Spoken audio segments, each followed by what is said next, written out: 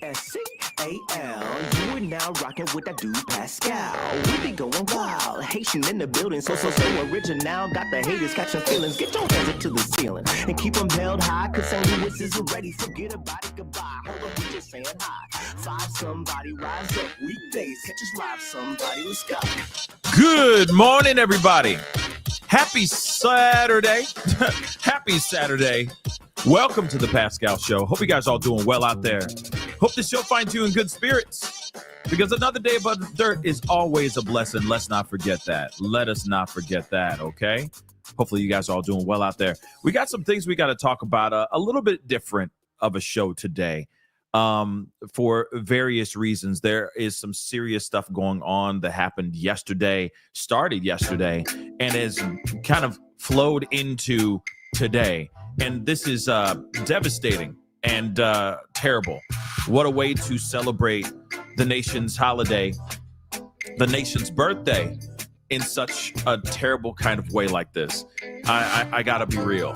My prayers go out to Texas, to the people in this particular area. This is absolutely crazy, devastating, and then some. So we're going to be diving into this and conversating, because there are some missing children, missing people. It is all kinds of bad, okay? So it's bad, guys. All right. So please do me a favor as you get into this, as we get into the conversation. Please do me a favor. Hit that like button down below. Hit that reaction button if you're watching on other platforms. If you are watching on these other platforms like Facebook, X/Twitter, Instagram, TikTok, Rumble, Twitch, Kick, please make sure you are following or liking that page, or even subscribing to that page. But also make sure you're subscribed here on my YouTube channel. Please and thank you. Subscribe, subscribe, subscribe. All right. Go to my second channel, The Pascal Show Clips. Make sure you're subscribed over there as well. Okay. Hit that notification bell on both platforms so you know whenever I go live, whenever I upload. Okay. Hit that join button down below. Become a member. Check out my Patreon. Check out my locals. And, of course, check out PascalMerch.com if you can. Okay? PascalMerch.com. Okay, guys, we got to get into this conversation. There's a lot that's going on. This is still a developing story. This is a developing situation. It's an absolute tragedy, okay? There are many, over 24 individuals have lost their lives. There is a bunch of girls that are still missing as we speak, right now as we speak. More than 24 girls are missing from a camp called Camp Mystic. And this particular camp was on the Guadalupe River. I don't know how that's pronounced correctly, so ride with me on this, okay?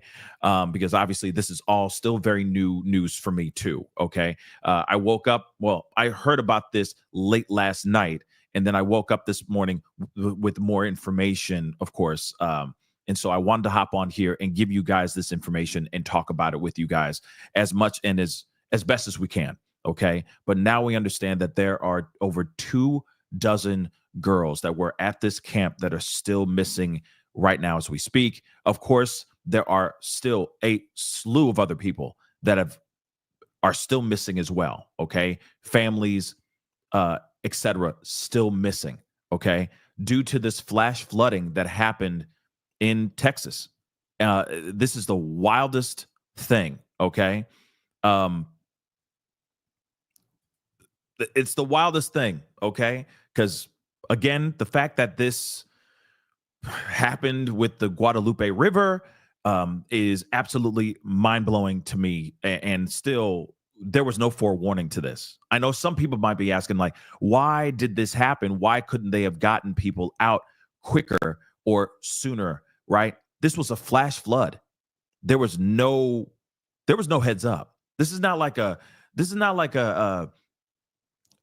tornado, right? Or a hurricane that's coming, right? You at least have a little bit of leeway, a little bit of a heads up. Hey, this is about to happen, guys. You know, we see a funnel forming in this particular area.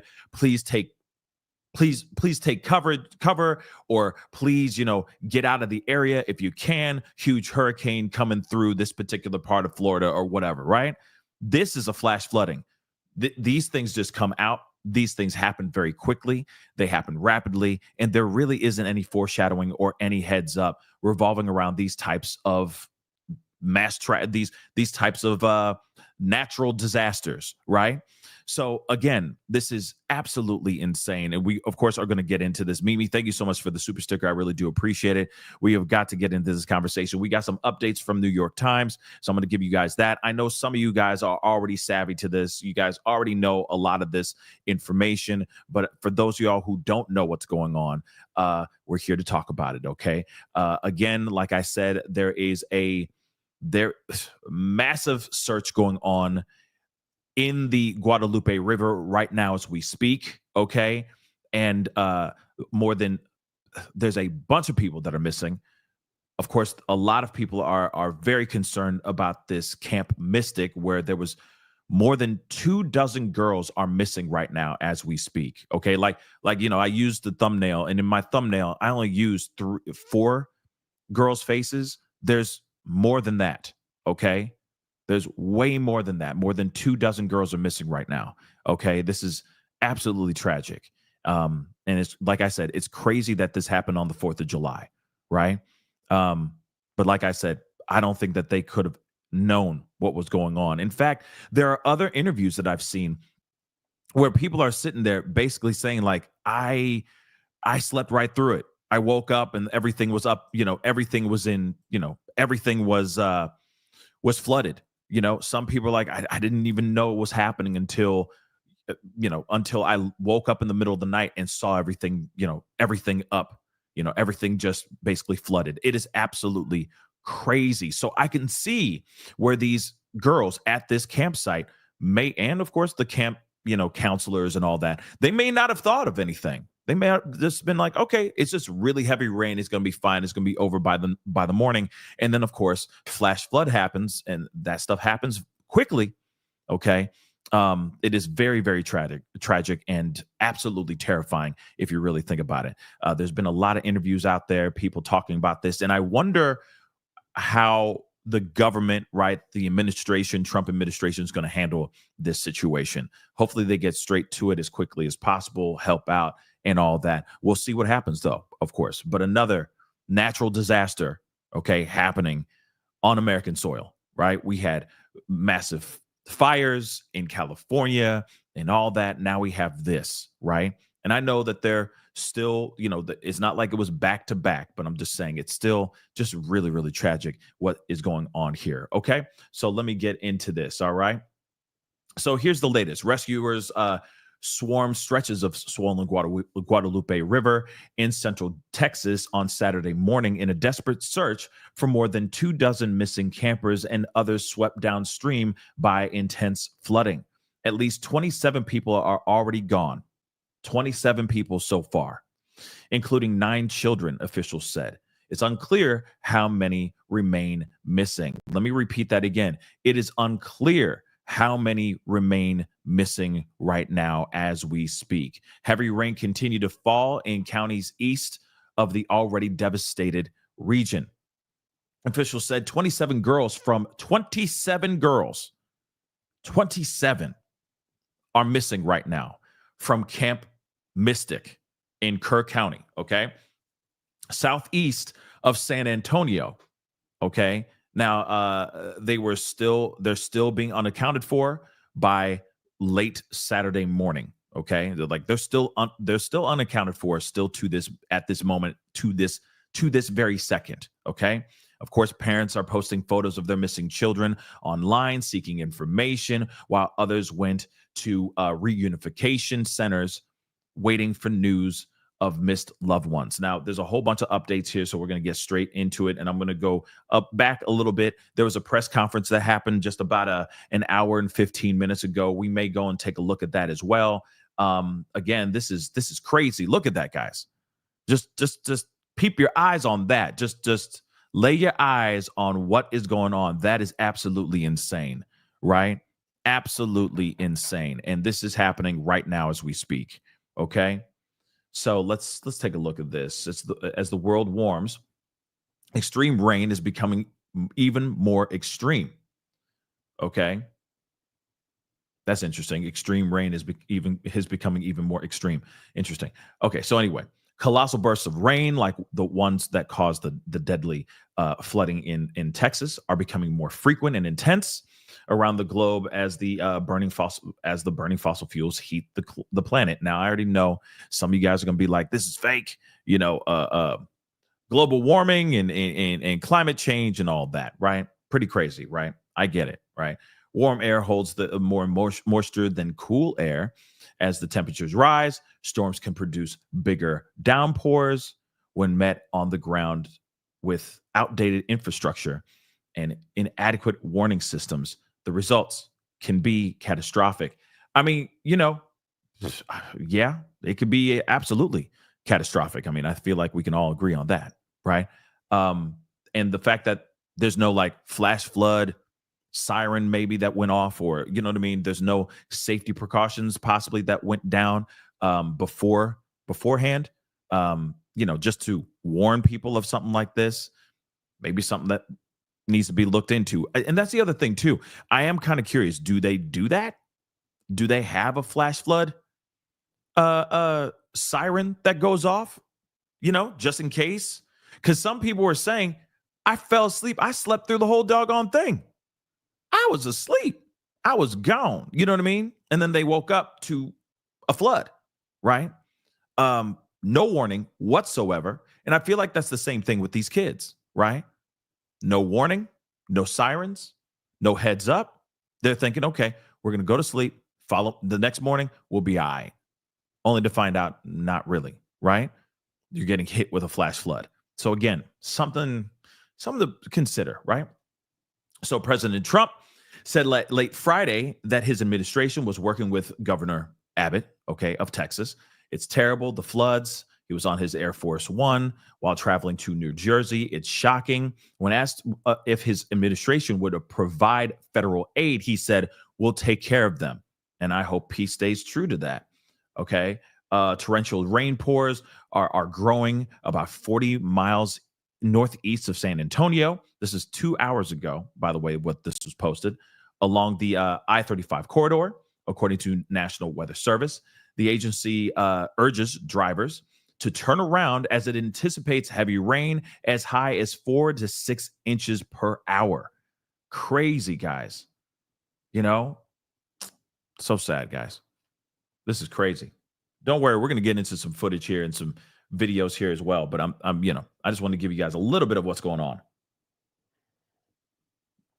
Like I said, at least 27 people, 18 adults and 9 children passed away, lost their lives in Kirk County floods on Friday night. Okay. So this is what the county sheriff said during a news briefing on Saturday morning. 8 people were injured, he said, and officials have evacuated over 850 uninjured people, which is fantastic news. And hopefully that number triples in size if it has to. Okay. I really, really hope so. We will not stop until every single person is found. This is what the sheriff said. And this is what she told the residents. He said the rescue teams were working as aggressively as possible, but the effort is a painstaking one for sure. I can't tell you how long it's going to take. I mean, they're literally, throwing guys down there. I don't know what to call it. Like they're going down, right? And they're picking people out of like brush, out of trees, right? Tangled up and stuff. You know what I mean? It's pretty insane what's going on out here. And, there's only so many helicopters and there's only so many guys, so many paratroopers, I guess, that can do stuff like this, right? So again, this is going to take some time. I'm just hoping that people hold on tight, right? I just hope that people hold on. Real talk. So the representative, Roy of Texas, recounted the story of a schoolmate of his children, who is missing from the Kerrville flood. She was on a mattress for 2 to 3 hours in the middle of the night and had finally reunited with her mom. Those are the kinds of blessings we should be celebrating, as we are also mourning those who didn't make it. I mean, this is bad. This is really, really bad. So the mayor of Kerrville, Joe Herring Jr., said the city woke up on Saturday to destruction, anguish, and uncertainty. Today will be a hard day, the mayor said with his voice breaking. Still, he expressed gratitude. The city has been inundated by messages from people across Texas and beyond wanting to help, which is an amazing thing. Let's take a look at this. Today will be a hard day. Please pray for our community. I'm praying. Are you? I'm definitely praying for them, for sure.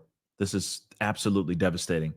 Officials have said they have identified most of the 27 people who lost their lives in the flood, though 6 of the adults and 1 child remain unidentified. They're not yet releasing the identities of any of the victims, and rightfully so. They want to make sure they have everybody so far identified and all that, and I get that. But it's still devastating, y'all. 27 girls remain missing from Camp Mystic on the Guadalupe River. And of course, this is what the city manager of Kerrville, Dalton Rice, said in a news conference. Officials don't have an accurate account of how many other people are unaccounted for. The information is growing to be changing, the information is going to be changing by the minute, Rice said. Absolutely, it will. Let me see this one update real quick. So a special mass will be held for those who passed away or are missing, okay, their families and the Hill Country communities at Notre Dame Catholic Church in Kerrville at 11 a.m. on Sunday, okay? This is what the Archdiocese of San Antonio said. Of course, they're going to be gathering together to pray because it's unfortunate because it's the one thing they can do right now. The one thing they can do is either contribute with their energy by helping, being a helping hand, maybe donating, maybe, sending water, food, etc. to the people who are without homes right now. Or, you come together and you pray and you hope that some of these kids and some of these other people that are still missing, because it's not just 27 kids, not just 27 girls from a camp that are missing. There are many other people that are still missing right now as we speak. Okay, so let's take a look at this, guys. Flooding there on your screen in central Texas. As of right now, we do know over 20 people are dead, several still missing. And I do want to head over to our Fox weather team, Bain Froney. She's been on the ground there since about midnight. Good morning to you, Bain. What are you seeing out there right now? Hey, good morning. As the sun came up, it's just absolute devastation. Now, we were seeing videos coming in just yesterday with that river water just flowing so quickly, destroying everything in its path, picking up homes, trees, cars.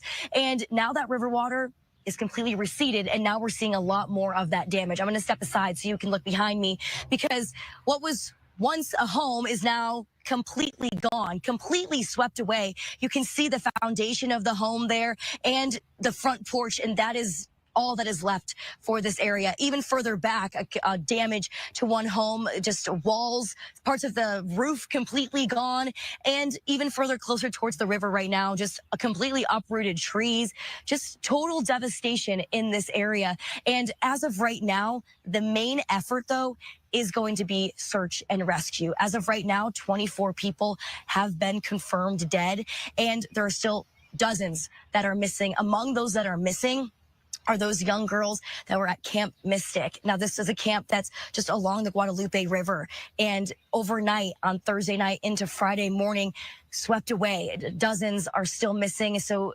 search and rescue are just really focusing on that and trying to hopefully be able to bring these girls home and reunite them with their families. The community is completely shaken up. Just a lot of catastrophic damage that's going on here. So overnight on Thursday and into Friday, what happened was we saw just an intense amount of rainfall falling. 7 inches of rain fell in a very short amount of time here in Kerrville.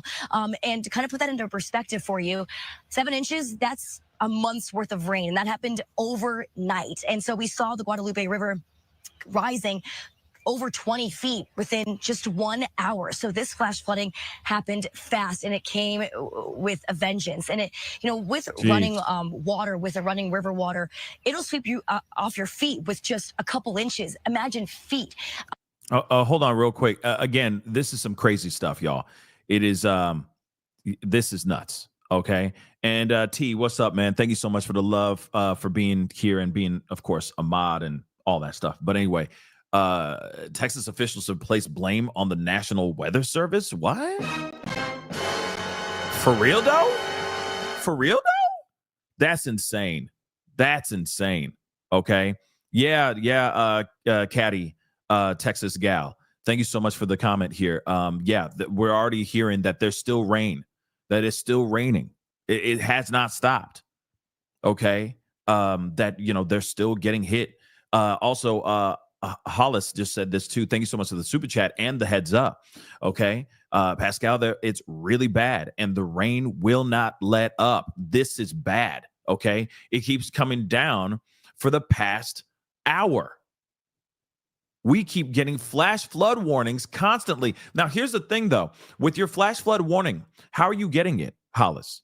Can you just put it in the family chat? How are you actually getting the warning? Is it just a constant thing going off on your phone, or is there a siren going off? Like what is going on, right? I'd like to know how you're getting the constant warnings. I'm assuming it's just over the phone, right? You said over the phone. Okay, over your phone. Yeah, because I'm assuming that they're like, now they have to be like on their P's and Q's. You feel me? So again, this is terrifying, okay? The fact that the rain ain't stopping, it ain't letting up, it's still going. And then now, of course, we already have one flash flood that happened, and there could possibly be another one in another area, right? So again, this is not good. Okay, let me continue on, though. We got some things to look at, y'all. This is crazy. I'm praying for everybody out there. Real talk. This is terrifying as hell. Man. And so it's very difficult scenes here as we start to wake up. Again, homes just completely swept off of their foundation. Now, the governor of Texas did have a press conference last night and did issue a disaster declaration for 15 counties, also bringing in all of the first responders that they can. The U.S. Coast Guard here trying to help people get out and evacuate people as well. So what's been going on is we have this stationary boundary that's draped over the entire state of Texas. And so this is just sitting here, bringing in that isolated shower and storm potential. And we also have that moisture coming in from the Pacific, aiding in that rainfall potential. And the hard part is this boundary is still here. It's still sitting here. So we still have the chance to see showers and storms continuing on and off throughout the day, throughout the entire state, mostly the southern portion, like where we are right now here in Kerrville. So we still could see a little bit more rainfall, a few more inches of rain falling in these communities that are already, struggling and just facing just a lot of damage as they start to wake up this morning and try and piece things together. At our own hotel, we are, a couple miles away from this town, and even there, hotels completely booked up because people are just displaced and having to evacuate this area along the Guadalupe River. And I hope that they didn't up the price on these hotels because people are trying to find a place to stay. They better not do that, y'all. They bet not. Swear to God, some people are diabolical. You feel me?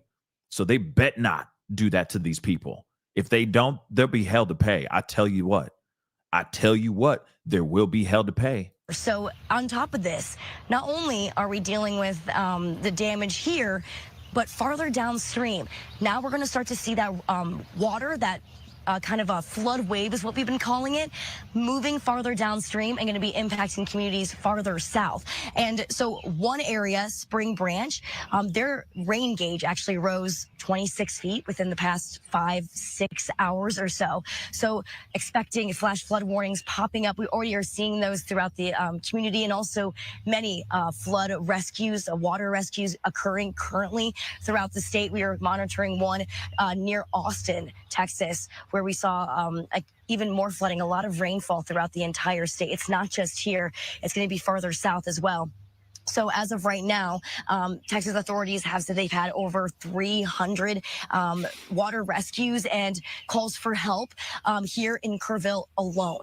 So that just shows you how many people are impacted by this, and it's just absolutely devastating. So as I mentioned before, search and rescue, that is at the forefront of everyone's mind, and just trying to get that effort out there and hopefully reuniting people with their family members, hopefully finding them safe and sound. So that's the effort that's happening here. We're going to keep a very close eye on this and continue to monitor the situation because it is an ongoing flood threat. It's not over yet. It's continuing to move downstream and impacting even more areas throughout the state of Texas. Now, of course, I don't know why they cut her off like that, but still very interesting stuff here. Okay. Of course, they're saying, yes, apparently the rivers, the waters are going up very, very fast. They were rising so fast, but that's the thing. That's why it's called a flash flooding, right? It's just something that just comes out of nowhere, unprovoked, no heads up, no forewarning, no nothing. And then all of a sudden, bam, boom goes the dynamite. You're suddenly getting hit with all kinds of water. Okay. You're home. Everything gets swept away. If you're not quick, if you're not lucky enough to get out of the situation soon, right? So again, this is absolutely terrifying and this is so sad. Okay, I'm gonna keep it real. Okay, and apparently, like we just talked about before, like thanks to Hollis and all you guys that are in the area that are commenting as well. First off, I pray for you guys, and if there's a place you guys can go, like away from the situation, please go and do that. I'm praying that the rain lets up and that we don't have another flash flood. Okay, because we don't need this. All right, we don't. All right. But I'm praying for everybody out there because this is a scary time for sure. Okay. Especially when it's something that you have no control over. You see what I'm saying? There is no control over this situation. Okay. But real quick, let me grab this because apparently there is a video where they are. This is crazy. Let me show you. This is nuts. So apparently, shout out to T. Thank you so much for sharing this to me. Okay. This is crazy. Hold on. Sorry.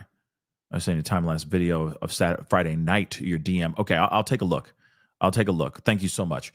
So this is what it's saying here. Texas officials blast National Weather Service for faulty forecast in this devastating flood disaster. We have got to take a look at this. What in the what? On Wednesday, let me roll this back. National Weather Service, the original forecast that we received on Wednesday from the National Weather Service predicted 3 to 6 inches of rain in the Concho Valley and 4 to 8 inches of rain in the Hill Country. We worked with our own meteorologists to fine-tune that weather statement, and as many of you know, and many of you in broadcast journalism and meteorology, you can go back and look at your own forecast, and the amount of rain that fell in this specific location was never in any of those forecasts. This rain event sat on top of that and dumped more rain than what was forecasted on both of those forks. When we got the report, it was about 7 feet or so on the South Fork, and within a matter of minutes, it was up to 29 feet, and all of that converged at the Guadalupe, and that's where we saw those very quick rise in flood. But listen, everybody got the forecast from the National Weather Service, right? You all got it. You're all in media. You got that forecast. It did not predict the amount of rain that we saw. What the fork? What? I'm repeating that again. Wow. Yeah, and if you can't hear it, it's coming out of my left ear, just so you know, and I have it cranked all the way up. Okay. Let me make sure that would help too. Let me try that again. Okay. For all the y'all in the nosebleed seats, just so you know, the audio is coming out of my left ear, just so you know. So if you are wearing headphones, you're going to hear it through your left ear. Okay.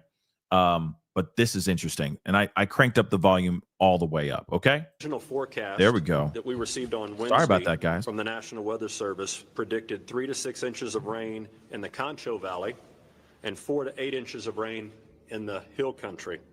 We worked with our own meteorologists to fine-tune that weather statement, and as many of you know, and many of you in broadcast journalism and meteorology, You can go back and look at your own forecast, and the amount of rain that fell in this specific location was never in any of those forecasts. This rain event sat on top of that and dumped more rain than what was forecasted on both of those forks. When we got the report, it was about 7 feet or so on the South Fork, and within a matter of minutes, it was up to 29 feet, and all of that converged at the Guadalupe, and that's where we saw those very quick rise in flood. But listen, everybody got the forecast from the National Weather Service, right? You all got it. You're all in media. You got that forecast. It did not predict the amount of rain that we saw. Wow. So shots fired?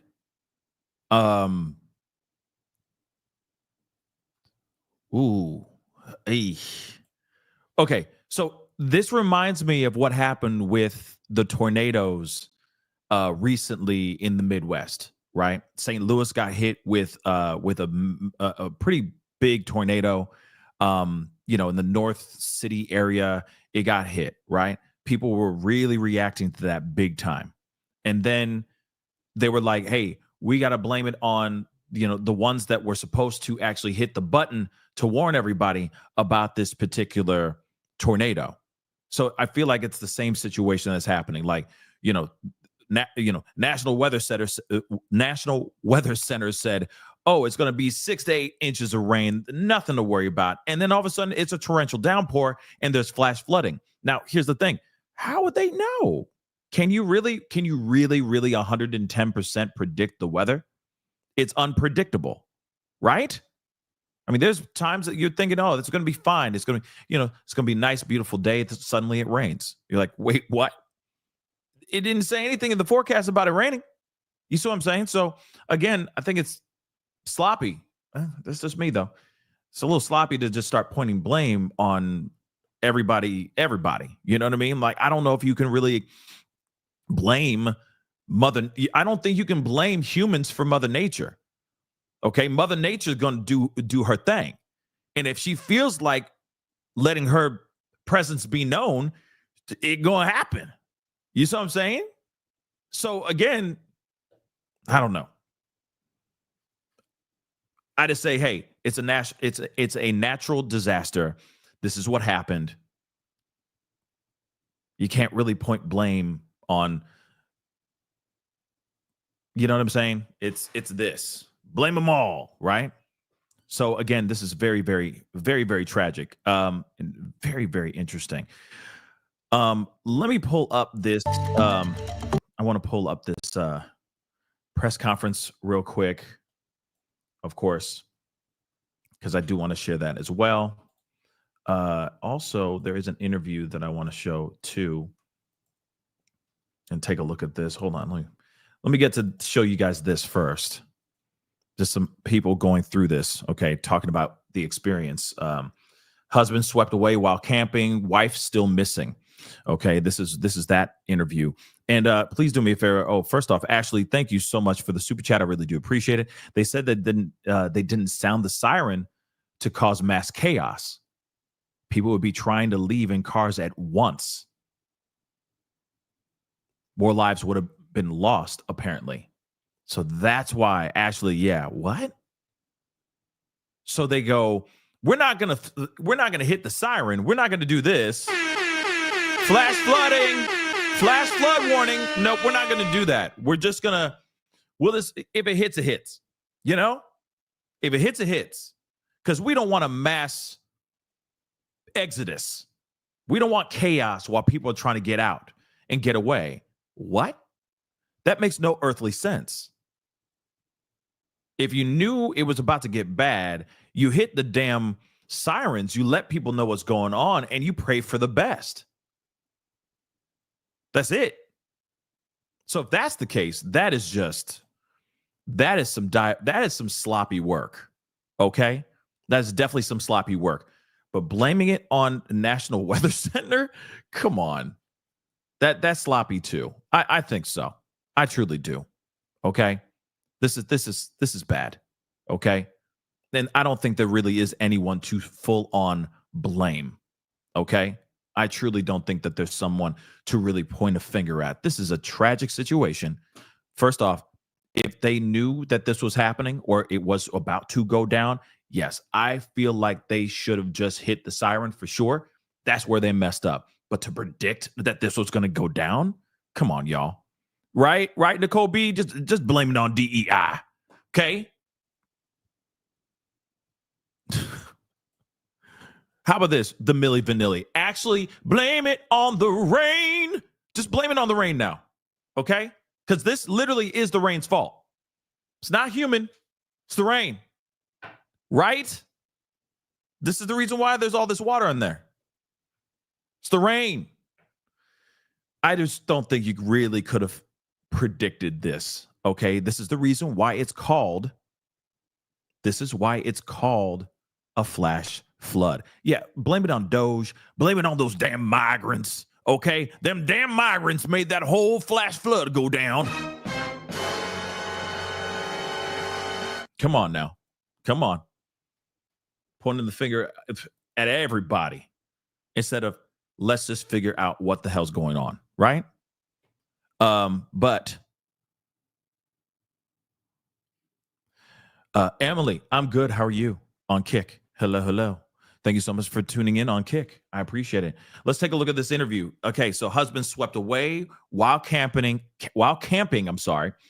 and wife is still missing. Okay, still missing to this day. Of course, we'll bring you that on KXAN News at 9 and 10 o'clock. KXAN's Brianna Hollis, water rescue tonight, right?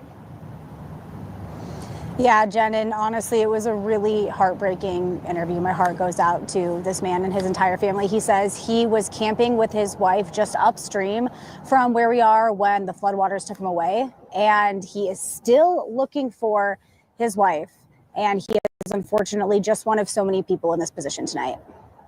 Woke up about 3:30, 4 o'clock in the morning, and there was just torrential river coming through the campground. We met Brian Eads at Ingram Elementary School, the site of the Unification Center for people trying to find friends and family last seen in West Kerr County. We spoke with him shortly after we saw medics check him out. Got my wife up. We tried to make it to my truck. We didn't make it. We were washed away. Got into another truck. He was able to get it started. We made it 20 feet. As the current rushed in, it became harder to maintain any control. A fight for survival at that time. Me and my wife got separated. I grabbed a hold of one tree. I was trying to push something for her to float on. I took a tumble in the river. I came back up, and I couldn't see her. I couldn't hear her. Man. I feel for this guy. I mean, I feel for everybody that's going through this, but my Lord, imagine. That's terrible. Like I said, no warning, no heads up. And if they could have hit the siren, they should have, right? If they could have hit some sort of siren or alerts or something of that sort, instead of going, oh, we're so concerned about, the chaos that could ensue of everyone trying to leave the area, right? Like that is just tragic, y'all. That's exact. You know what? Thank you so much with what you said, Nicole B. Right? Like, dagnabbit, then what's the point of having these damn sirens in the first place if you ain't gonna use them? You know what I'm saying? If you got a siren and you're gonna do it, if you're gonna use it, or if you're gonna have it, use the mother lover. Why not just use it?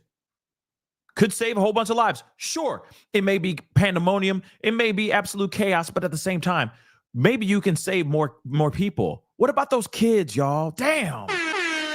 What about them kids that were at Camp Mystic? 27 kids that are missing right now. What about them? What about if they hit that siren and they heard that siren? Then they'd go, oh, snap, what's going on? Okay, kids, we got to all pile into the bus or whatever. We got to go. You know what I mean? Yeah, man. Yeah, Grace, rather be safe than sorry. Like, dag nabbit, y'all. Man, I would be cursing right now, but I'm trying to be a good man right now. Because this stuff, man, this stuff really gets me mad. Okay. Like real talk. Okay. Even if it was just flash flood warning heads up in their on their phones, right? Just alerting them. You don't even have to hit the siren, even though the siren would be nice, because you know for a fact people are camping. They're like this gentleman here. Okay, he was there with his wife camping. Some people don't like having their phones when they're camping. They just want to, they want to disconnect from the rest of the world, right? So any of these things, why have it if you ain't gonna use it, right? Let me continue. This just aggravates me, man. Imagine that, waking up and just getting hit with water, right? And you're with your loved one. And right now she's still missing, y'all. Kerr County officials said they had, quote, every asset available, including state and federal resources, on hand to rescue people like Eads and search for everyone like his wife, who's unaccounted for. It's a lot of devastation out here. Mindy Curran, the interim superintendent of Ingram ISD, headed the reunification center at the elementary school. They're checking in, letting us know who they're looking for. We're taking all that information and trying to collect that and create a database so that we can help reunite families. The gym was packed with people looking for answers with nothing to do but sit and wait as more details emerge in the aftermath of the catastrophic floods. What would you tell your wife right now? I love her and I want her to be safe. I know she's strong. Okay. Eesh. That kind of stuff just that just hurts. Hurts right there. Real talk. And here's the thing though. Just so you know, he's not the only one. He's not the only one that's missing his loved one. He's not the only one trying to find where they are. Have no idea if they're alive or gone. Real talk. He's not the only one, y'all.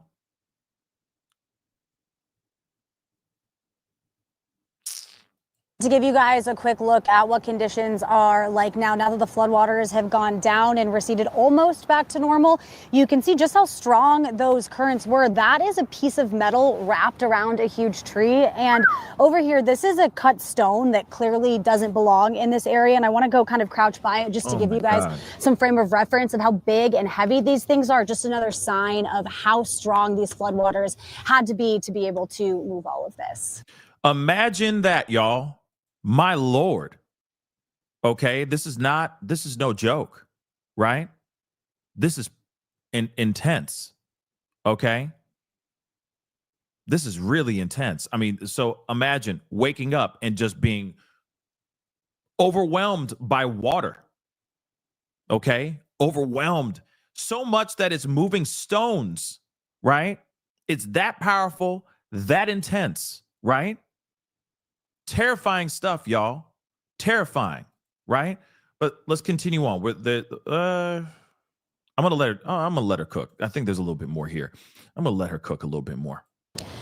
Yeah, Bree, a lot of devastation there. Some context for our viewers. Anyone who's spent time in Kerrville, we know that that's a very close-knit community. We know that there are a lot of RV resorts, campsites, camps really in that area. I know you've seen and heard from a lot of people. What other stories are you hearing from people who are in town and are currently waiting to find out about the recovery efforts?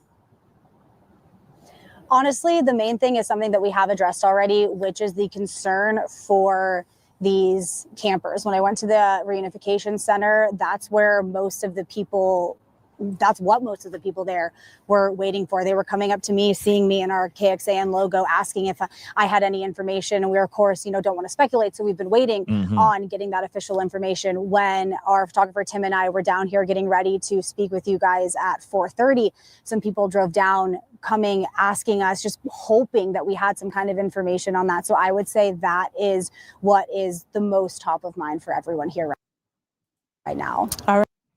Yeah, again, like I said, I'm praying, guys. I'm praying because this shouldn't be happening to anybody. Real talk. I don't even wish this on my worst enemy. I'm not kidding. This is just terrible. And apparently it's still raining, right? It's still going on. But like I said, I'm going to play one more clip, and then I'm going to play a little bit of this of the press conference. Okay, that's supposed to be happening here, or that already happened. I'm sorry, just like about an hour ago. So we will be looking at that here in a second because it is pretty brief. It's not a super long. It's not a super long press conference. Why? It's not a super long press conference because they got things to do, right? They got bigger things to do, like finding these people, right? And getting as many people as they can. So of course they're going, okay, we got it. Here's an update. Bye. We got to go back out here and try to figure things out and try to find people, right? With all due respect, I hope this is getting figured out and more people are saved rather than more people lost. And I hope that, like I said, I hope the rain lets up, y'all. Whoo! I hope the rain lets off. Let's rock and roll. Extensive flooding.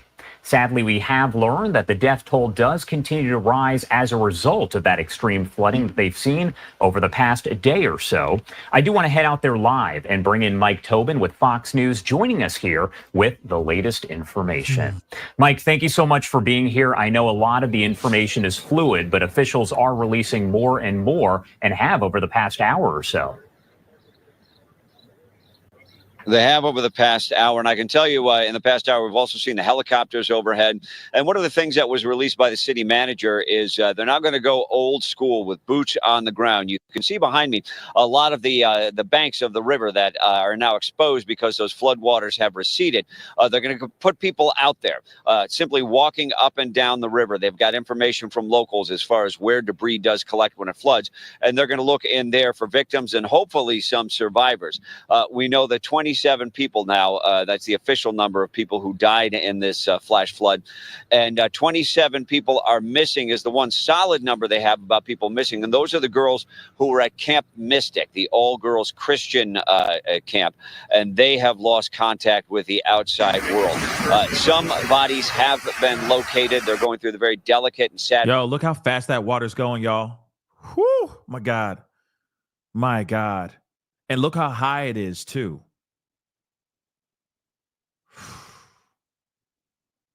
Mother Nature mad, y'all. She big mad. Process of notifying family and making positive identification. So there's not a lot of room for optimism as far as the girls missing from Camp Mystic. That being said, Congressman Chip Roy did tell a story about someone who clung to a mattress in the floodwaters all night long and was rescued. So it is possible that over time you will find some people who can still be saved. As far as the rescues, somewhere around 800 people have been pulled out of the floodwaters and taken to safety. Most of the people who have been saved are people who got to high ground. We know of a couple of different camps where the road was out. No one could get to them, so they dropped them supplies overnight. Now with the sun up, with the ability of rescue crews to do more extensive work, it's likely that they've been able to get vehicles to those people. What is unknown at this stage in terms of the number of missing and the number of vacationers. There are a lot of people who come to the Texas Hill Country for quick vacations. They go to the wineries out here. There are live music venues, breweries, things of that nature. So you had a lot of people who would have taken those quick vacations for the 4th of July, and those people are just unknown at this point. And sadly, as you talk about that number of deceased at 27, anticipate that probably will go up, Josh. And I did want to ask you, Mike, because again, a lot of the information is fairly fluid. There was just a news conference that took place that was with several of the officials there in Kerr County. Have we heard from Governor Greg Abbott, Lieutenant Governor Patrick, if they plan to provide any sort of update today, or is that kind of in flux as well? That is in flux. We know that we're going to get another update in the afternoon. And Governor Greg Abbott did the press conference yesterday when he signed the emergency declaration, freeing up so many resources here. In fact, the resources, the government, the federal government and the state government have been so cooperative that the emergency crews out here say that they don't need any more manpower. They're encouraging people not to show up and volunteer at this point because it just it creates clutter.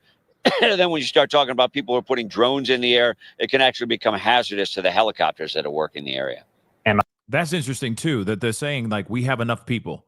Back up. We appreciate the help, but we got enough people, right? Which is beautiful. That's an amazing thing that everyone's willing to, get their hands dirty, right? Put in the work and try to help save some people. But still, this is wild, y'all. This is absolutely wild. Let's continue. Last question, Mike, before I let you go here. I know that there was a lot of rain that was still coming through the area yesterday. Is that still the case now? Have things started to clear up as far as the weather goes?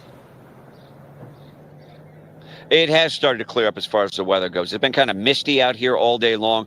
You can see that the floodwaters have receded. But when the floodwaters recede from one area, it doesn't necessarily get rid of the danger. I once had an emergency worker refer to a flooded river as a snake that swallowed a pig. So when it floods here, the floodwaters do dissipate and they even out as they move downriver, but they still move downriver. So you have areas downstream that are now talking about flash floods and putting out warnings to the local population there. So again, you heard that too, that now, like we just heard from friends on the show and all that stuff, sitting there saying, hey, that there are flash flood warnings happening right now to these other places because the rain ain't done doing what it's doing. The rain ain't done raining, right? So again, very, very interesting stuff. Let's take a look at this press conference. Like I said, it's fairly short, but like I said, I get it. They got things to do. Okay. So we're going to listen to a portion of this here really quick. This happened about almost 2 hours ago. Okay. So obviously information is subject to change because obviously this is all still breaking. This is all still developing. Okay. But here is the press conference so we can take a listen and see what's really going on. Okay. And other first responders for around the Texas are continuing to conduct rescue and recovery operations along the Guadalupe River corridor. So far, we've evacuated over 850 uninjured people, 8 injured people, and have recovered 27 deceased fatalities at this time. 27. Okay. Of these 27, 18 are adults, 9 are children. Of that, 6 of the adults are unidentified, and 1 of the children are unidentified at this time. That's at 8:55 this morning. We're unable to release any further information on deceased at this time as our thoughts and prayers go out to the loved ones. We are working hard to locate anyone who is still missing and to ensure they are safe. There are 2 ways that you can report the missing people. This is something I would really like y'all to spend some time getting out. One of the ways is via phone. We have a call center set up to accept information and share that information along our relief and incident commanders. That number is 830-285-1111. I'll repeat, 830-285-1111. Just so you know, this is not live, okay? This happened about a little over, now it would be on the dot 2 hours ago, okay? Just so you know, all right? But this is still the most recent press conference they've had with updates about fatalities, about everything that's going on with this flash flooding. Just so you guys know, for those of y'all who are late to the party. It's 258. 258. Sorry about that. I'm going to repeat it one more time. 258. And this is not me. It's their reception. Okay, looks like we're having some connection issues there. We'll hope that it comes back. But what he just updated us with is an update to the death toll. It has now climbed to 27 deceased. We are more than 24 hours into this tragic event out of Texas Hill Country. Thank you, Sheriff. I'll be brief. I'm here. The reception here is trash, just so you know, okay? So, but hopefully we'll be able to hear a good portion of this, okay? But like they said, 27 deceased, okay? They said 1 child is unidentified. 6 adults are unidentified out of the 27 that were found deceased. Obviously, there are many that are missing right now, including the 27 children from 27 girls from the Camp Mystic. They are still missing as we speak, okay? Yeah, this is all just, it's an absolute mess, y'all. It's an absolute mess. To show support for the community. My family comes here to Kerrville for 4th of July virtually every year. Come here for Robert Earl shows, and we were planning to be here for the show with Robert Earl and Beckman. But, these are the events that we're dealing with today. And trying to explain to a world that's watching this and asking questions what a flash flood looks like, where you have a 26 to 30 foot rise in the water in a matter of an hour, 4 to 6 a.m. on a holiday, and the people that are having to respond to that. I just got everybody pause, take a breath for the recriminations and the Monday morning quarterbacking, because there's so many great people in this community that are responding and moving quickly. Lives lost, saving people, like camp directors. And I'm going to let other people name names and stuff. That's not my job here, but we know the stories of people that have been heroic in trying to make sure that the lives lost was at a minimum and trying to recover individuals. I got a call and an update this morning. My kid's school, there was one of their schoolmates was missing, and was one of the kids. She was on a mattress for 2 or 3 hours in the middle of the night, and she's united with her mom, and that's wonderful. And those are the kind of blessings that we should be celebrating, while we're also mourning the loss of life as we identify those that didn't make it and are now home with their Lord. So I just want to appreciate the first responders, the coordinated effort from the state, local, federal partnerships. Yesterday I was on the phone with the president, with the secretary. I expect we'll have some additional visitors today. I'll let other people talk about that, but I couldn't even get the conversation out with the secretary, trying to explain to her what we were dealing with. That doesn't happen often for me. But it took me a while to collect myself to even be able to tell her what we were looking at. And they've been fantastic, made available immediately at the request. I talked to NIM about the need for help with the Army Corps, talked to the Secretary and their team, and they're immediate. It's been an extraordinary partnership. I think there's been 1,000 or so boots on the ground combined between state, local, and federal. I'll let them say the numbers, but obviously hundreds of people that have been rescued. 160 plus air rescues. I think that number's going up. Airlifting and taking in resources. Some of these camps that were isolated. So let's focus on that. Let's focus on finding those who can be found, and then we can always assess what we need to do later going forward. But extremely proud of this community. Let's finish the job here over the next few days. Support the local law enforcement and first responders, and pray for the families, particularly those who have lost loved ones. With that, I will turn it over to the mayor. Thanks, Joe. I'm Mayor Joe Herring Jr., Mayor of Kerrville, Texas. I'm glad you're here, and I have a few comments to make. People need to know today will be a hard day. It will be a hard day. This is the message I want to share. The city of Kerrville is thankful. We have help from our city crews, from county personnel, from state agencies, and federal resources, including the Coast Guard. I have been asked how people can help. The sheriff has mentioned that a fund has been set up by the Community Foundation of the Texas Hill Country. Information about this can be found on the city's Facebook page. In fact, if you want to know how to help, I know from my phone, from my texts, from my emails, thousands of people across our state and the world want to know how they can help. The easiest way to get information about that is to follow the City of Kerrville Right now it's reaching Facebook page. City of Kerrville, City Hall, Facebook page.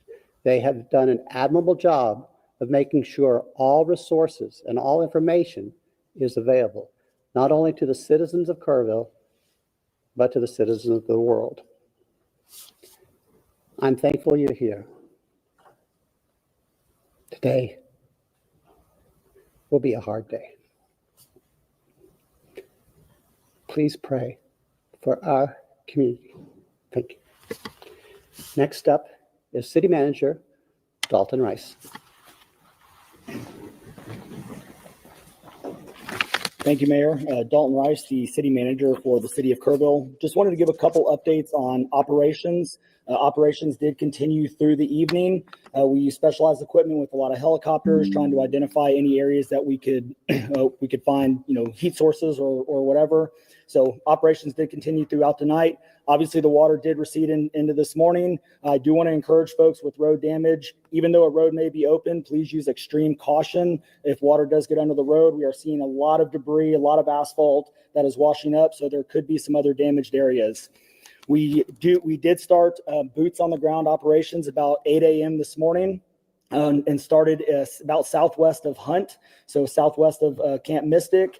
These folks will be traveling very difficult terrain up through Ingram, and we're going to start getting information. So again, as the sheriff had alluded to, the information is changing constantly, and it's going to be changing by the minute. Talk about roads. Don't do your own searches. We know everybody wants to get help. As the roads start clearing up, you're gonna want to get out there. We are in constant communication with families. We're in constant communication with those around, and so we will continue to effortlessly work through working with our partners. Again, we've been working with Border Patrol, Texas DPS, game wardens. Federal side, U.S. Coast Guard is here. We want to thank them. Air assets. Again, we have hundreds of state and federal and local resources out here supporting this community.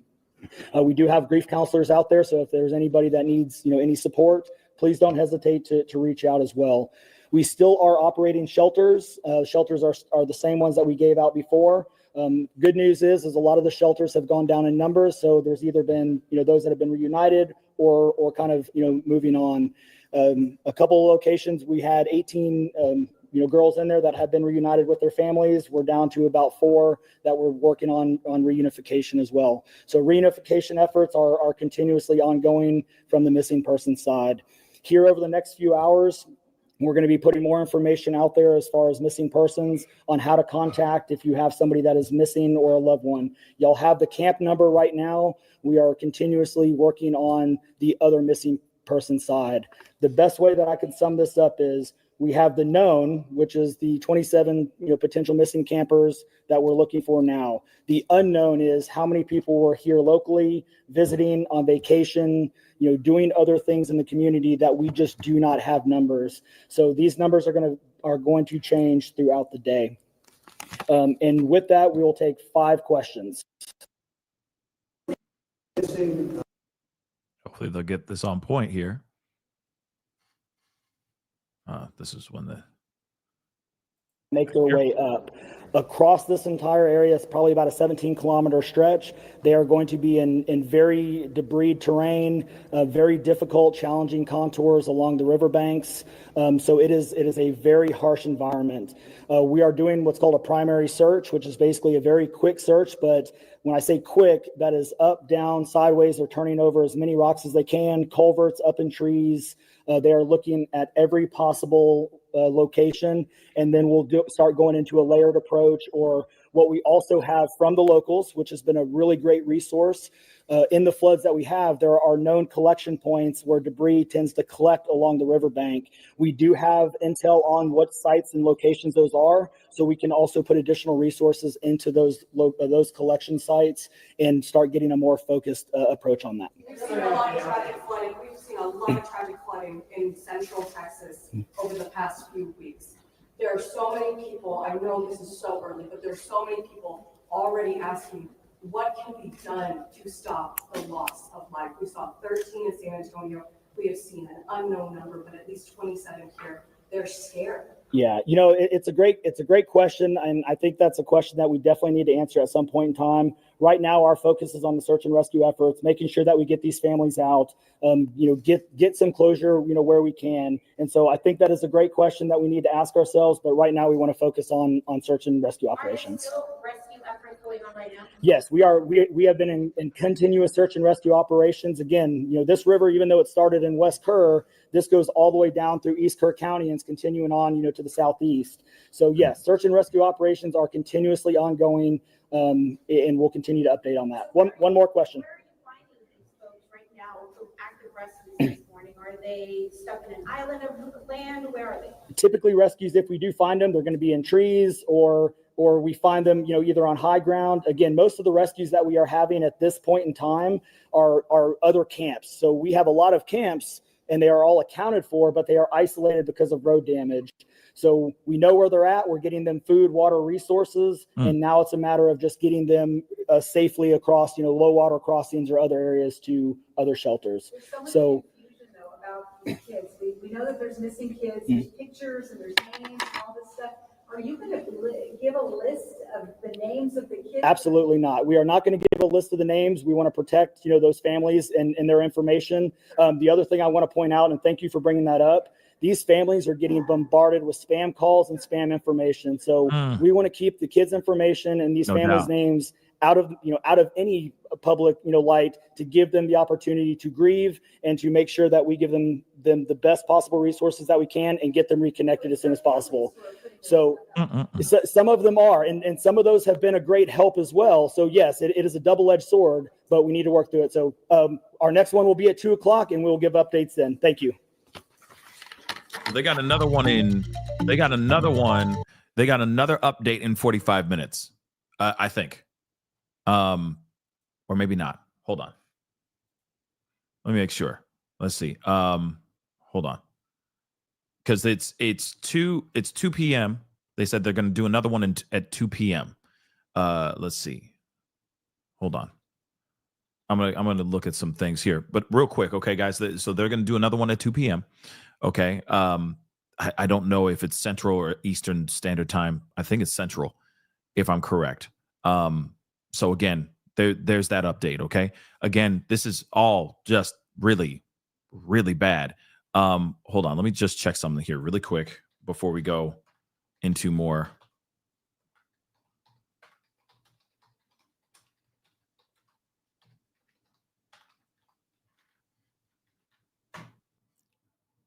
Okay, yeah. So like an hour and 45 minutes from now, there's going to be another press conference. Okay. Just so you guys know. So that is Central Standard Time. Just so you guys know. I just looked it up just to make sure I'm not losing my mind.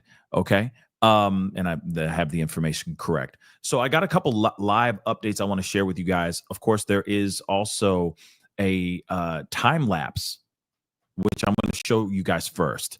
The time lapse is absolutely crazy. Okay. And thank you so much, Hollis, for sending this my way. Okay. But it says here, this is a 2.5 time lapse in Kerrville. Okay. Watch how fast the water rose in the Guadalupe River this morning, starting at 5:40 a.m. in the morning. Okay. Sadly, there are fatalities, which we already know about the fatalities. 27 people have lost their lives. Okay. We are still trying to find out more information about everything else, of course. Some six adults have not been identified. One child has not been identified. Okay, so they're still trying to figure that thing out. And of course, the number, the death toll is still subject to rise. Okay, it's still subject to change because there's a lot of people missing here. Let's be real. But let me share this with you guys. Okay, while I try to get my camera to work again. I'm still here though, guys. Let me just play this for you guys real quick, and then I just want to show you guys the time lapse because this is absolutely insane. Take a look. Look how fast that's going, y'all. Look at that. I mean, just the beginning right here. This is a 2.5 hour time lapse. Look how fast that's going up. Boom. No warning whatsoever. You know what I mean? Absolutely terrifying, guys. No time. There would be no time for that. Absolutely. There's no time for that, guys. There's none whatsoever. So again, I wouldn't be surprised if there are, people out there trying to get things figured out. How would you know if there's no sirens going off, right? How would you actually know? Some really terrifying stuff, real talk. Terrifying stuff. I got a few updates here that I want to share with y'all too, okay? And of course, don't worry, I'm gonna fix this I'm going to fix this this camera here in a second because it just keeps tripping for some strange reason. But I'll be back on here in a second. But here's the thing, okay? For those of y'all who are out here saying, "Oh yeah, trying to throw politics into the conversation," okay? It looks like Trump is going to be doing stuff. Okay, the administration is working on trying to help and give aid to this whole situation. Okay, so it says right here, Trump administration is working with state and local officials in Texas following the devastating flooding. Okay. And of course, this is what he wrote to social media. He says, Melania and I are praying for all the families impacted by this horrible tragedy. Our brave first responders are on site doing what they do best. God bless the families. God bless Texas. Okay. And this is what he wrote on his Truth Social. Okay. But again, all right, they're doing everything. Apparently they are going to provide aid. So yes, he is allegedly on it. So we'll see what happens here in the very near future. Okay. But let me share this too. Whoops, not that. Let me share this. Hold on. Let me pull up this right here because this is live coverage of the situation going on over here, which is absolutely crazy too. So hold on. Let me just pull this up so I can get my camera back on here because it's tripping. Okay. But let's take a look at this real quick. And that's probably the most alarming that we've seen since I've been speaking here for the last minute or two. But you cannot walk in this area because, again, this is unpredictable. And these waves are so strong that with one gust like this, it can take you and sweep you down. So we've seen the water kind of rise in this area. There's some debris that we have continued to notice. This debris has accumulated all the way upstream further. Sorry about that, guys. And that is kind of what's left in this water as this river continues to fill and intensify with floodwaters. That was a strong splash. I actually did get hit with that one.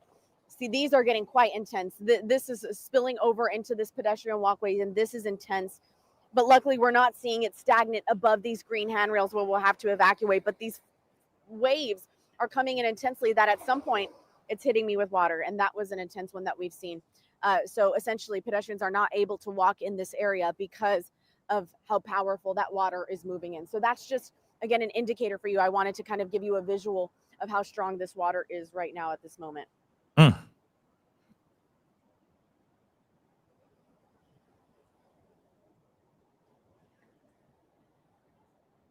take a look at some of these interviews here too. Yep. Yeah. That's just the roof. Wow. Thank you for showing me that. All right, how long have y'all been living in Georgetown? His entire life. I've been here since I was like 10. I'm 33. So Wow. So this is home. Yeah. Have you seen anything like this? Never. Really? No, we've never seen anything like this before. How do you feel when you look at something like this? I mean, this is a walkway, and it's hard to even tell that it was that. You know, what comes to mind? It's devastating. I mean, I can't imagine, like. Look at that, y'all. Sorry. That's insane. Yeah. Whenever I look at it, I'm like, if I was in that, like, you're not getting out of that. You're gone. There's no telling how far you're gonna go.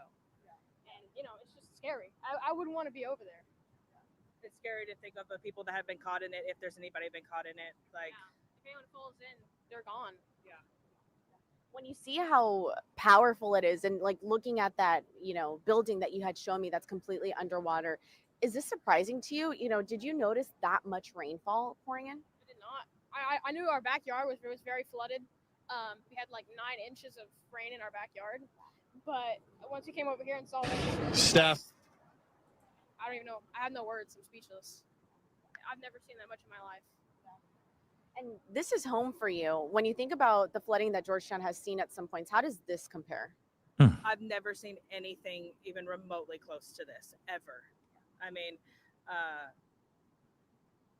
yeah. So. What brought you guys down here today? Mostly kind of just like the news and stuff, and my mom's friends had told her that there was a flood, and I was like, well, I want to see it. I've never seen a big flood before. Yeah. So this is my first time ever seeing a flood and seeing it this bad. It's insane. what you mentioned to me kind of stuck with me a little bit, that if you were caught in something like this, you're worried that you wouldn't come out. I'd be worried that no one would ever find me, because there's no telling how far you're going to go. You can get sucked into every single tunnel. You could be 40 feet down inside of like a sewer drain, but no one's ever going to find you. Side. 25 years, you haven't seen it like this? I've come up. Man, I don't remember being this high. Is this alarming for you? No, not for me. Not for you? I live in a safe place. I got you. Well, I hope you're safe. Were you eating here at Hat Creek? No, I just got out of work. Oh, really? I work at the bakery down that square. Oh, yeah. Galaxy Bakery. Yeah, and you just got off work. You didn't get an evacuation notice, right? No. Okay, good. I got picked up by my daughter-in-law. Oh, okay, got you. I'm just seeing if there's any other interviews should be here. Worried, or is this pretty typical? I should be worried. I slept places, but Okay. This interesting interview with this guy. But he's basically saying, yeah, this is typical, I guess. He's not that surprised about this whole situation. But again, this is very interesting. Okay. Very, very interesting. And yeah, I mean, if you guys are going in on the kid, I mean, the kid is a kid, right? I mean, to go and see that, I think it would be fascinating to see, right? Still, it's obviously very, very devastating and terrible. But at the same time, the kid is a kid. Let the kid be a kid. All right. Now, here's the thing. Of course, there's, if I'm correct, hold on. Yes. Trump does speak on. He was on his Air Force One. He speaks on the actual flood itself. Let's take a listen to this. And breaking news. Now, of course, we did get that statement from President Trump on Truth Social a short time ago, as he said that Kristi Noem is going to be heading over to the site of the flooding there in Kerr County, Texas. So it's possible that we are going to get a news conference with her later on today. We'll make sure to bring that to you in full as we do get it from our Fox affiliate in that area, if, of course, it does happen. We also know that Kerr County, Texas officials have said that their next news briefing will be 2 p.m. Central. That is 3 p.m. Eastern. So if we're able to get video of that, you can also watch that in full here on Live Now. In the meantime, we played for you a very small portion a bit earlier on this morning of President Trump as he was aboard Air Force One. He was asked a lot of questions about the flooding and other topics, including the Middle East. So I do want to play those out for you in full here. On the other side of that, Christina Evans will be in the hot seat with everything you need to know on this Saturday, July 5th. You're watching Live Now from Fox. Hello,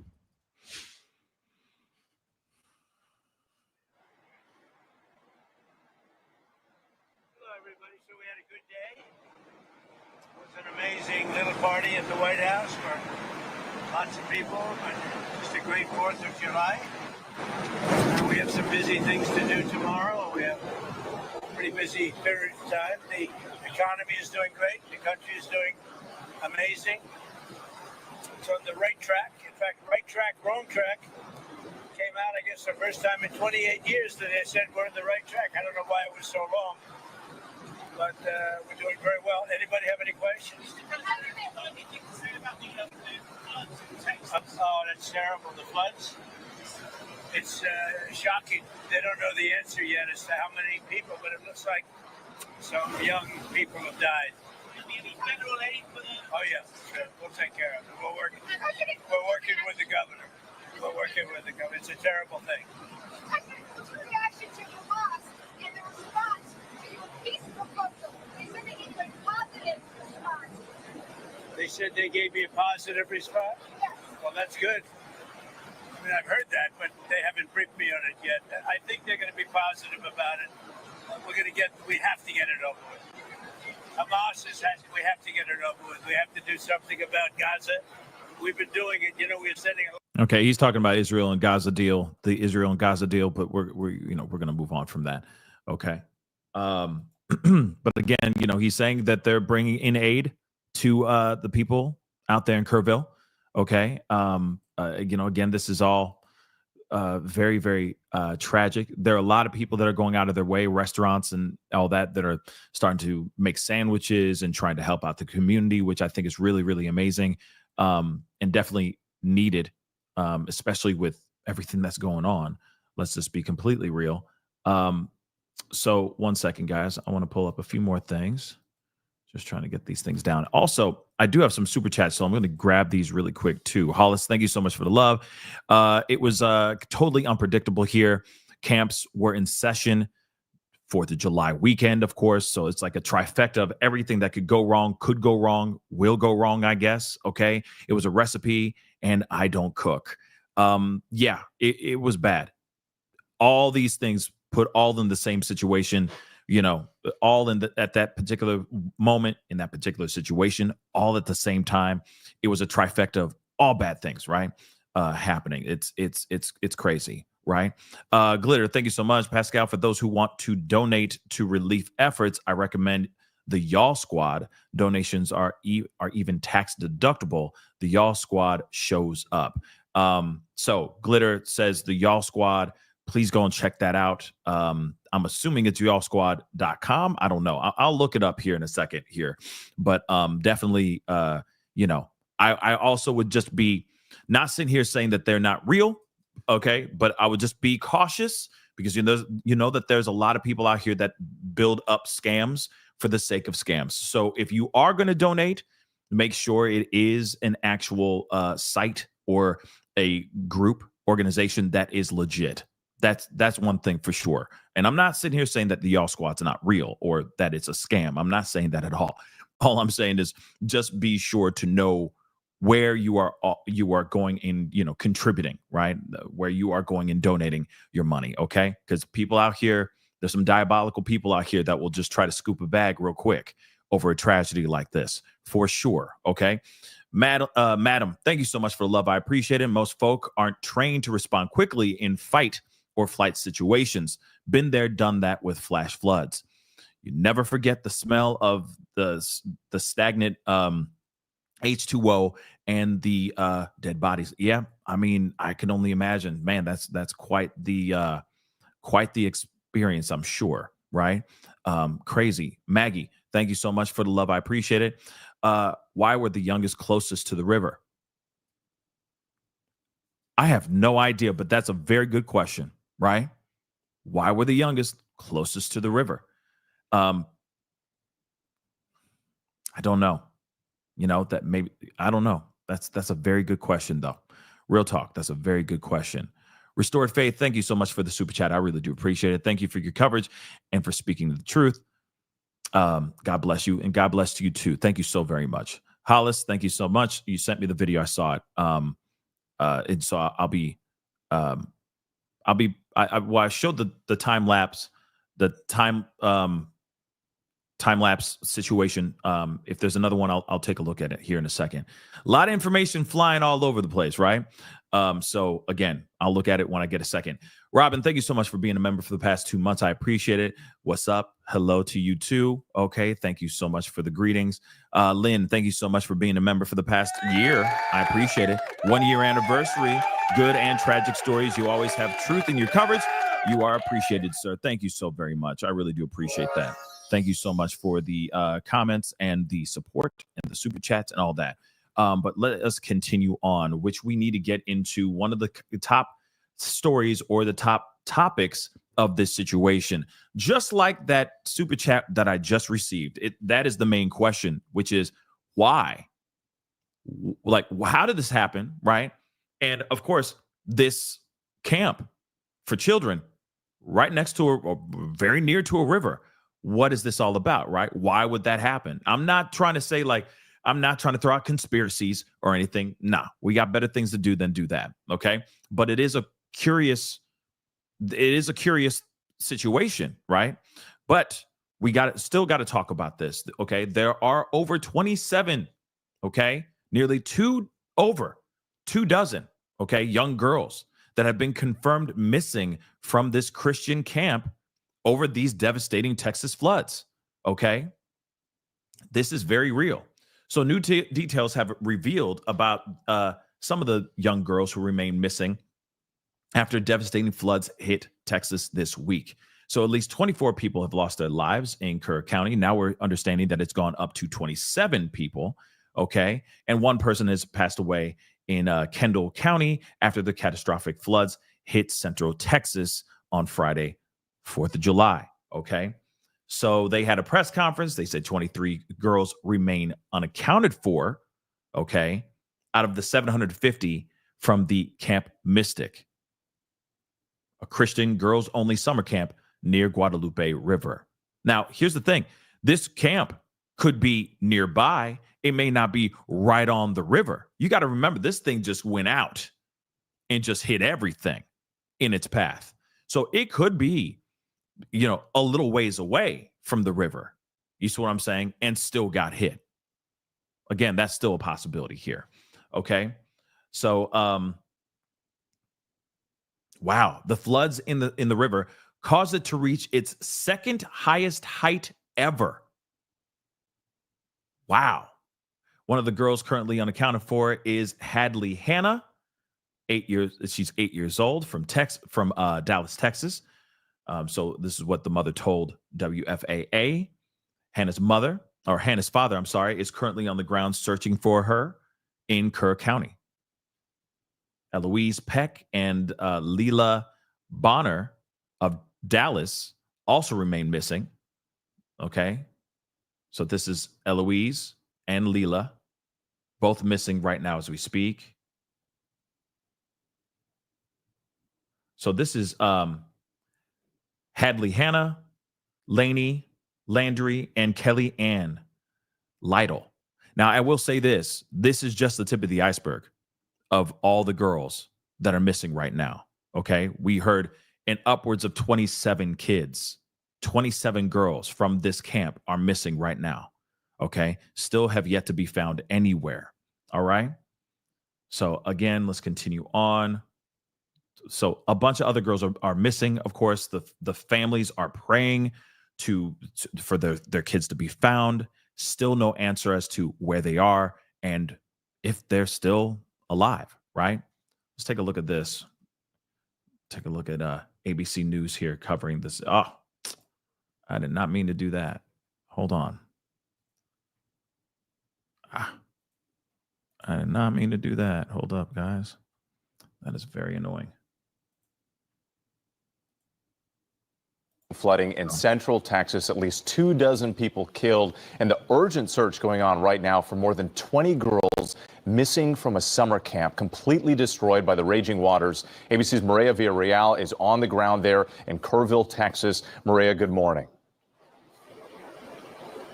Hey, good morning, Whit. As of right now, we are standing on the banks of the Guadalupe River, and this is not what it normally looks like. You can actually see, even though the rain has subsided for now, all of the devastation and debris clearly right behind us. Crews in this area coming from all over the place and working throughout the night to try and find the missing. This morning, search and rescue crews desperately looking for the missing following the deadly floods in central Texas. The storm killing at least 24 people, with many more still missing. Families pleading for information after more than 20 children still unaccounted for from a summer camp. I have assured all of the local officials here, whatever these communities need, the state of Texas is going to step up and provide it. The city of Kerrville seeing some of the worst devastation, urging residents to evacuate and move to higher ground. The mayor issuing a disaster declaration as the Guadalupe River reaching 26 feet high, the second highest recorded height in history. 12 inches of rainfall in a matter of hours, flooding roads, buildings, and cars, and sweeping away houses. Again, y'all, like imagine being home, camping, or being home or camping or going to a camp or anything like that. And then next thing you know, you just wake up to just getting slammed. Okay. I mean, this is uncanny. Okay. But this is real. Of course, they're going to try to find any excuse under the sun to point blame at everybody under the sun.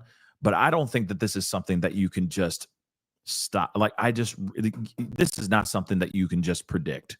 Okay. This was a freak natural disaster. And again, all they can do right now, because I know that there's a lot of other people, or there's a lot of rain going on in the area right now as we speak. What they need to do is try to get people out of their areas if it's getting intense, right? If the rain continues getting more and more intense in these other towns, counties, etc., people need to move. People need to kick rocks. Okay. Here's the other thing too. From my understanding, there's like a huge tropical storm hitting somewhere in North Carolina as well. Right. So again, this is just insane, right? Insane stuff. And this is all still developing. And there's all kinds of craziness going on. Okay. There was a mass tragedy that happened last night. If I'm correct, in Indianapolis. Then there was another, there's just so much going on all at the same time. Like, this flood is intense, and hopefully everybody in the surrounding areas is finding a way to get away out of the situation so that they can be safe, right? Entire neighborhoods left unrecognizable. This RV park completely destroyed. The same floodwaters almost sweeping away this man and his wife. We went ahead and jumped out, and we got washed down 3 houses, and we finally ended up snagged on a big bush. Helicopters hovering over trees, performing urgent rescues like this one. Crew members picking someone out of the branches. In nearby Hunt, Texas, families urgently trying to find their loved ones at Camp Mystic, an all-girls summer camp of 750 children. More than 20 campers still missing. 750 children, okay?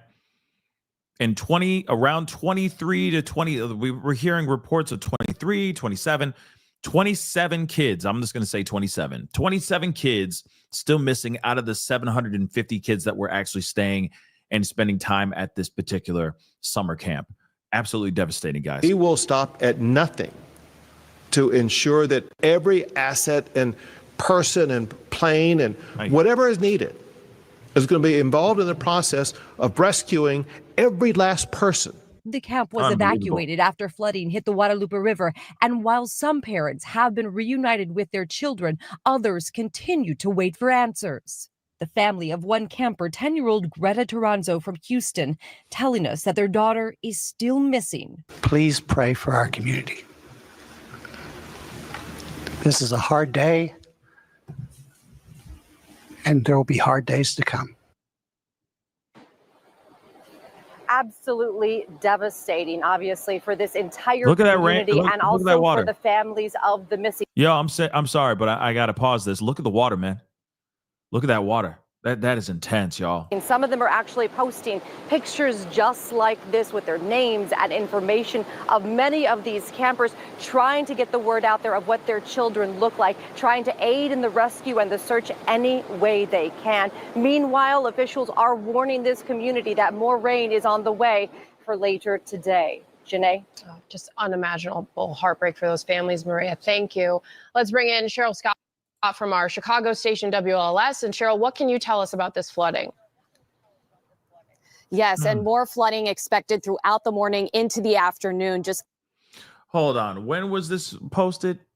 4 hours ago. So they're expecting more? Oh, my dear God. Like, in the area. More in the area. This is insane. Catastrophic damage in this region. And obviously, we've been talking about those fatalities. We are looking at some of the scenes coming out of this area, and you can just see that destruction, the raging waters. We have impacts and destruction to homes. You can see the trees down, and then this is overlooking the Llano River in Texas right now, and you can clearly see the raging, rushing water here, clearly overflowing its banks. More rain on the way, and that's why we do have alerts up in effect for parts of central Texas. We have that flash flood emergency, which has been issued for parts of Travis and Burnett County throughout the morning, with an additional 5 to 10 inches of rainfall in this area. So more flash flooding and destructive flooding will be a concern throughout the day today. Y'all, hold on. I'm pulling that back. Man, look at that. So again, they're expecting more. Okay. So there's going to be more active flooding going on, y'all. All right. This is insane. This is absolutely insane. Hold on. I saw a super chat in here that I think I want to grab here real quick. First off, CR, thank you so much for the love. And of course, yeah, God be with these children and families. Absolutely. Prayers out to everybody. Prayers up, prayers up, prayers up all the live long day. But this is the super chat I was interested in. Saw in the corner of my eye. Christian Martin, thank you so much for the love. Pascal, I live in the surroundings. I live in the surroundings, I guess, surrounding areas, or I live in the area, maybe surrounding sounding alarms would result in far more death. What? The roads can't deal with mass exodus and influx of loved ones. So again, the roads can't deal with the mass exodus. Interesting. Now, I know we talked about this earlier, that one of the reasons why they may have not hit the flash flood warning ahead of time could be because they were worried about how bad the mass exodus would be. But at the same time, it still would get people out of there, right? Or at least get them motivating and trying to get them out of there, right? But again, I feel like they should have been warned no matter what.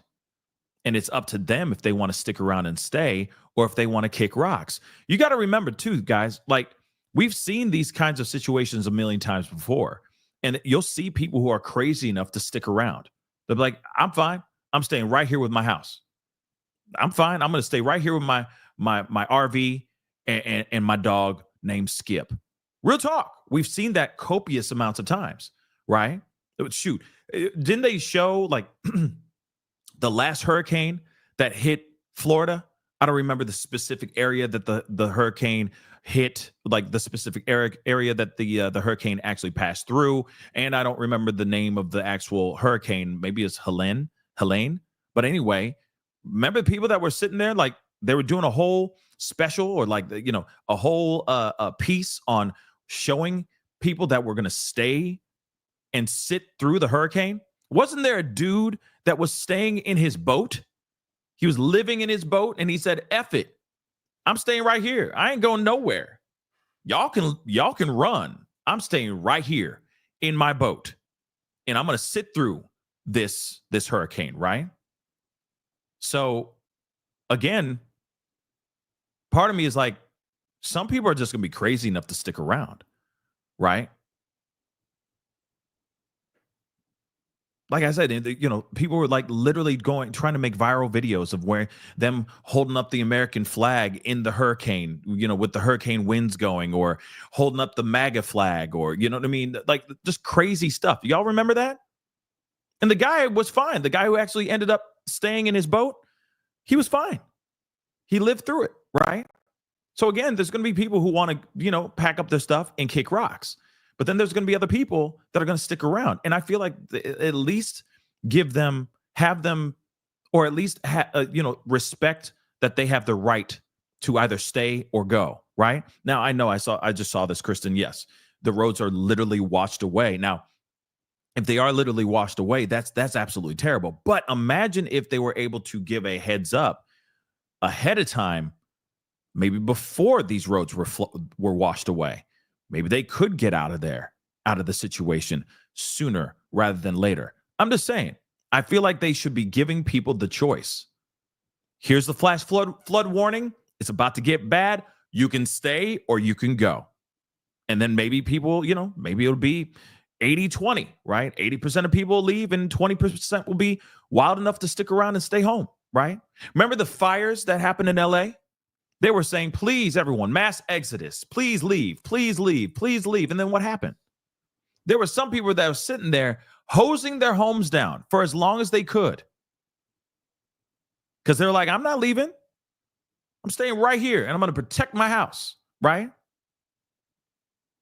So again, I think, as far as this mass exodus concern, if the roads are up and functional, okay, I feel like it's people's right to decide whether they can stay or whether they kick rocks. That's just my personal opinion. I'd rather just let people know what the hell's going on than not say anything at all, okay? Because then you got this situation, or you got people looking at elected officials going, why didn't you warn us, right? it's a damned if you do, damned if you don't situation. I'd rather just say, heads up, everybody. We about to get hit. Please leave. If you want to leave, leave now, right? And just let it be what it is, right? But these people did not get that option, which is sad. Okay? Very, very sad. But let me continue on. Let us continue with our conversation. Okay? Hold on one second, guys. Got to pull up a few things.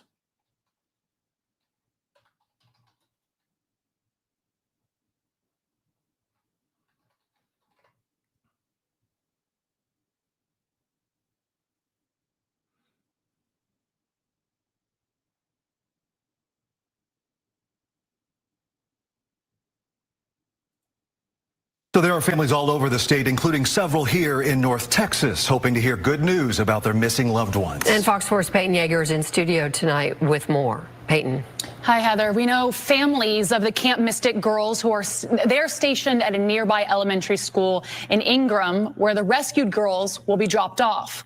I've been in touch with some parents who are still waiting for any information on their missing children. Those missing girls haven't made any contact since early this morning.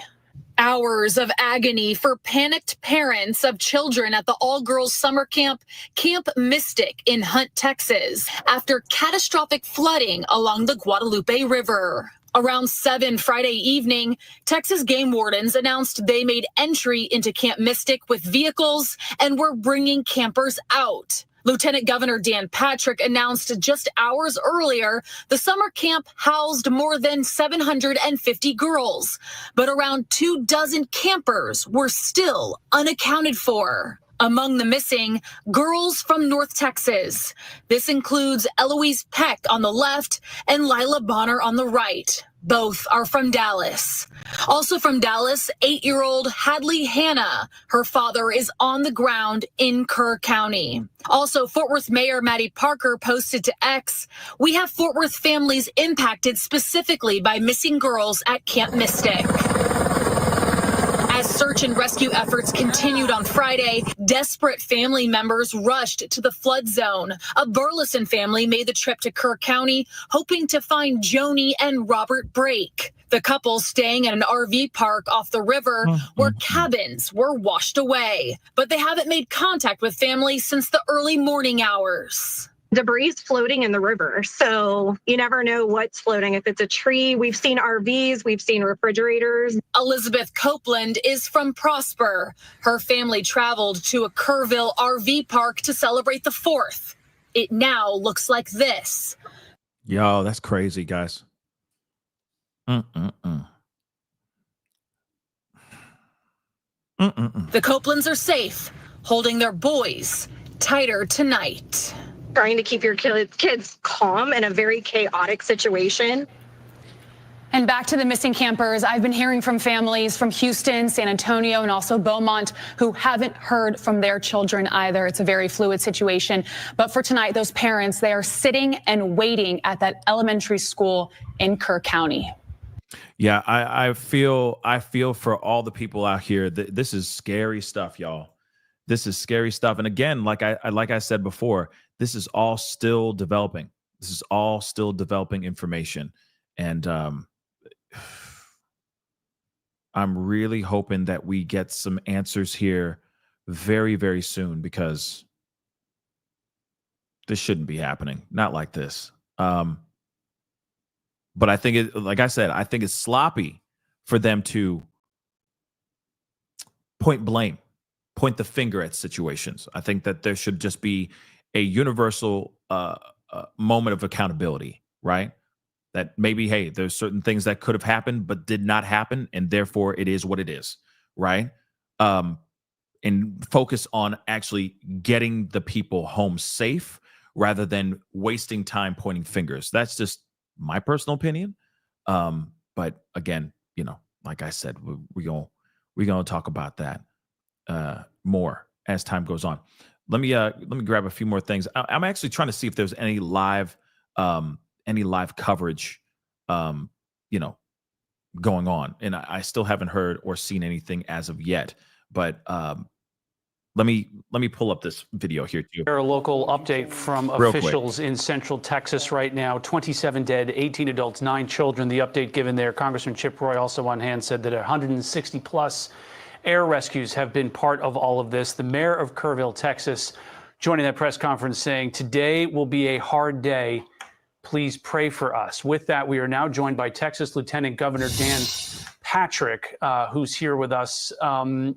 Lieutenant Governor, thanks so much for joining us here. Can you give us an update on what you're seeing in the latest efforts there, and what more does Central Texas need from the state and from the federal government? So thanks for having me on. This started yesterday morning very early when my phone started ringing. And at the time, I was acting governor. The governor returned to state last night. He broke off his trip and came back early from where he was. And so I was there all day pretty much yesterday in Kerrville and our emergency senator as we were walking through this in these early hours. And just to amplify what has been said, an incredible teamwork between the state and local officials. Early in the morning yesterday, we had hundreds of people on the ground, up to almost 500 very quickly. Helicopters in the air, drones in the air, to the point we really couldn't take any more helicopters because of the crowded space. You did not want another catastrophe. But everyone did the very best they could in this very tragic situation. This camp, for people who are around the country that don't know much about this camp, it started in 1926, and we have generations of people, grandmothers who went there, mothers who went there, daughters who went there, granddaughters who went there. This touches so much of the state because so many people are connected to it. And so this one camp was right where the heaviest rains came from above them and down. And to put this in perspective, Dalton, the city manager who you heard speak a few moments ago, he told me yesterday that he was out jogging at about 3:30 in the morning and not a drop of rain. And by the time he got home and got dressed, and the rain started coming and the water started coming down, within 45 minutes, the Guadalupe River increased to a height of 26 feet. 26 feet in 45 minutes. Take a look washing at that. away. Look at all that. Man, oh man. Everything in its path with the power of the water, because it had been dry. The rocks, when it's dry, that water just goes down like a chute. And so that water came powerfully hard, and it took out everything in its way. And one of the things we don't know is we don't know how many people were in tents on the side, in small trailers by the side, or in rented homes by the side, because it was going to be the 4th of July, a holiday. Of course, everyone had come to get their best place in front of the stage and along the river to enjoy the day. So we are focused on the girls in that camp first and foremost, but all the other lives that we know have been lost, and those we don't know yet because we don't have anyone reporting for the most part on them. I had a call this morning on my phone early from a family, a father who said, "I have my oldest daughter, but our youngest daughter is missing. They were both at camp, and I just need help in finding her." And his name was Doug, and to Doug and to everyone, we will not stop until we recover every person. We will not stop, no matter how long it takes. Of course, they're not going to stop. I mean, and I hope everyone is recovered, everyone's accounted for, because obviously this is crazy. But like I said, there's so much going on right now. Of course, there's allegedly a tropical storm heading towards some areas in North Carolina. I mean, it's pretty insane what's going on right now. But there is also apparently some updates in regards to the San Gabriel River, which is also something that's interesting. So let's take a look at this. Okay, let's take a look at this. This is just some updates, which is weird. Again, this is happening today. Okay, so flooding on the South Fork San Gabriel River in Georgetown, Texas. And this is today, July 5th. Okay, so we got to play this. We got to take a look at this. Hopefully there's no commercial. Dang, I hate when they do the commercials, man. But okay, we got to wait a second. Oh, wait. Nope. Hold on. Wait a few seconds. But it says they're capturing images of flooding on the South Fork of the San Gabriel River Saturday morning. So there's even more craziness going on, y'all. Some crazy stuff. Sorry, guys. We got like 8 more seconds, and then we could see this video. Okay? Wow. This is some insane stuff.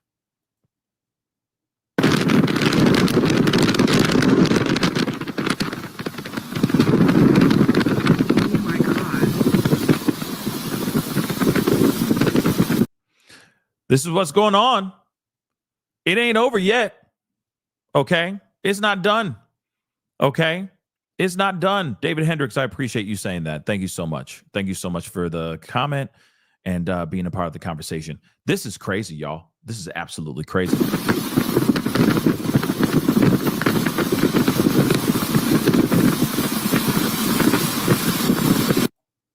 That is what's going on right now. Okay? That is what's going on with the, like I said again, the San Gabriel River. I'm trying to get some more information on it too, because again, this is nuts. And I can see why this is the time. If you're in that area, like I said, in the Georgetown, Texas area, if you're anywhere near the South Fork San Gabriel River area, I would say this might be a good time to pack up and get going. All right, so it's saying flash floods, okay? Flash flood emergency continues, okay? And 2 people lost their lives. 10 are missing in Travis County as flash flood emergency continues. What in the hell is going on here? So flash flood is ongoing across central Texas as heavy rain continues to fall throughout the region. Now, we just heard one of our friends on the, here in the chat, one of the family chat members here said, that they keep on getting these flash flood warnings, etc., going off on their phones and all that. So they are literally utilizing the flash flood warning now after everything that happened with the Guadalupe River. But now we're looking at the San Gabriel River, okay, in Georgetown, okay. Now we're hearing also Travis County. 2 people lost their lives. 10 people are missing now. So flash flood is in effect for parts of Burnett, Travis, and Williamson counties until 3 p.m. Okay, so flash flood warnings are also in effect for parts of Caldwell and Hayes County. 2 deaths have been confirmed, and 10 people are now missing, according to Downey Norman, the chief of Travis County Emergency Services District 1. Evacuations are underway in Georgetown for residents of mobile home parks along the San Gabriel River. A local disaster declaration has been issued in Williamson County, where up to 25 people have been rescued from swift water. That is insane. That is insane, y'all. So this is still going on. Still hasn't stopped, okay? Still has not stopped.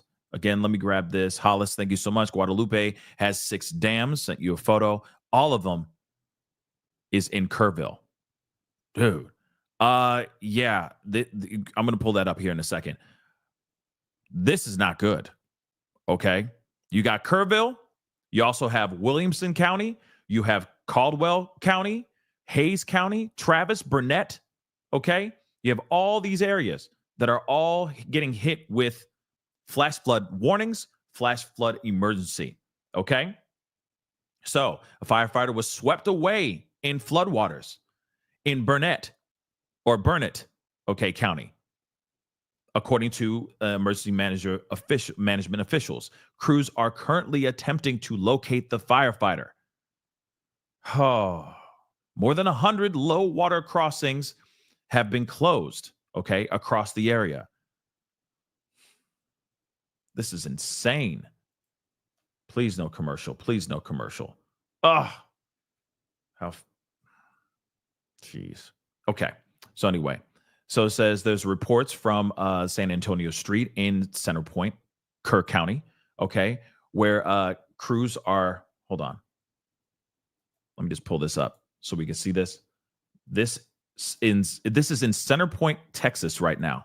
Hi, I'm Dylan McKim reporting here in Kerr County, exactly at Center Point, Texas, which is southeast of Kerrville, just to show you some of the damage that these floodwaters brought this weekend. You can see the crews behind me that are picking up this wooden debris, a lot of tree branches and trunks that have washed up onto this bridge that goes over the Guadalupe River. And when you see in these debris, I mean, you see shoes, like I see a young girl's shoe here, a flip-flop. You just see personal items that were washed up.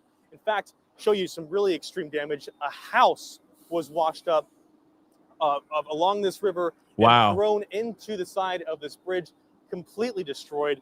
We've been talking with some residents here who have lived here their whole life. The damage that they're seeing, it's heartbreaking to them. And right now, they do see a lot of damage, but their minds are right now on those girls and the people who are missing from Camp Mystic. The search efforts continue, but they're keeping those people in their thoughts and prayers as the search and rescue operation continues throughout this weekend. Crazy. So as of 12:19 p.m., which was, a little less than 45 minutes ago. All right. So they said flash flood warning for southwestern Hays County has been extended until 2 p.m. The National Weather Service says considerable damage is possible. So, obviously this is not good. And now we're hearing that there is flooding going on elsewhere. Okay. So hold on. Let me just pull up a few things, because again, this is crazy. Let's see if there's any updates revolving around this. Okay. I already showed you guys that. Hold on.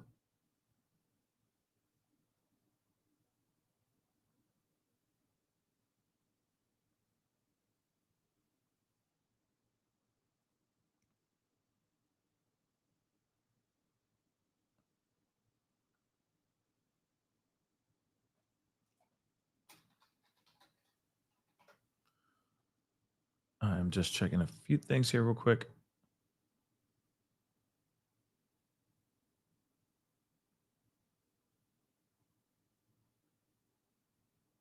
Come on. The north and east, where we saw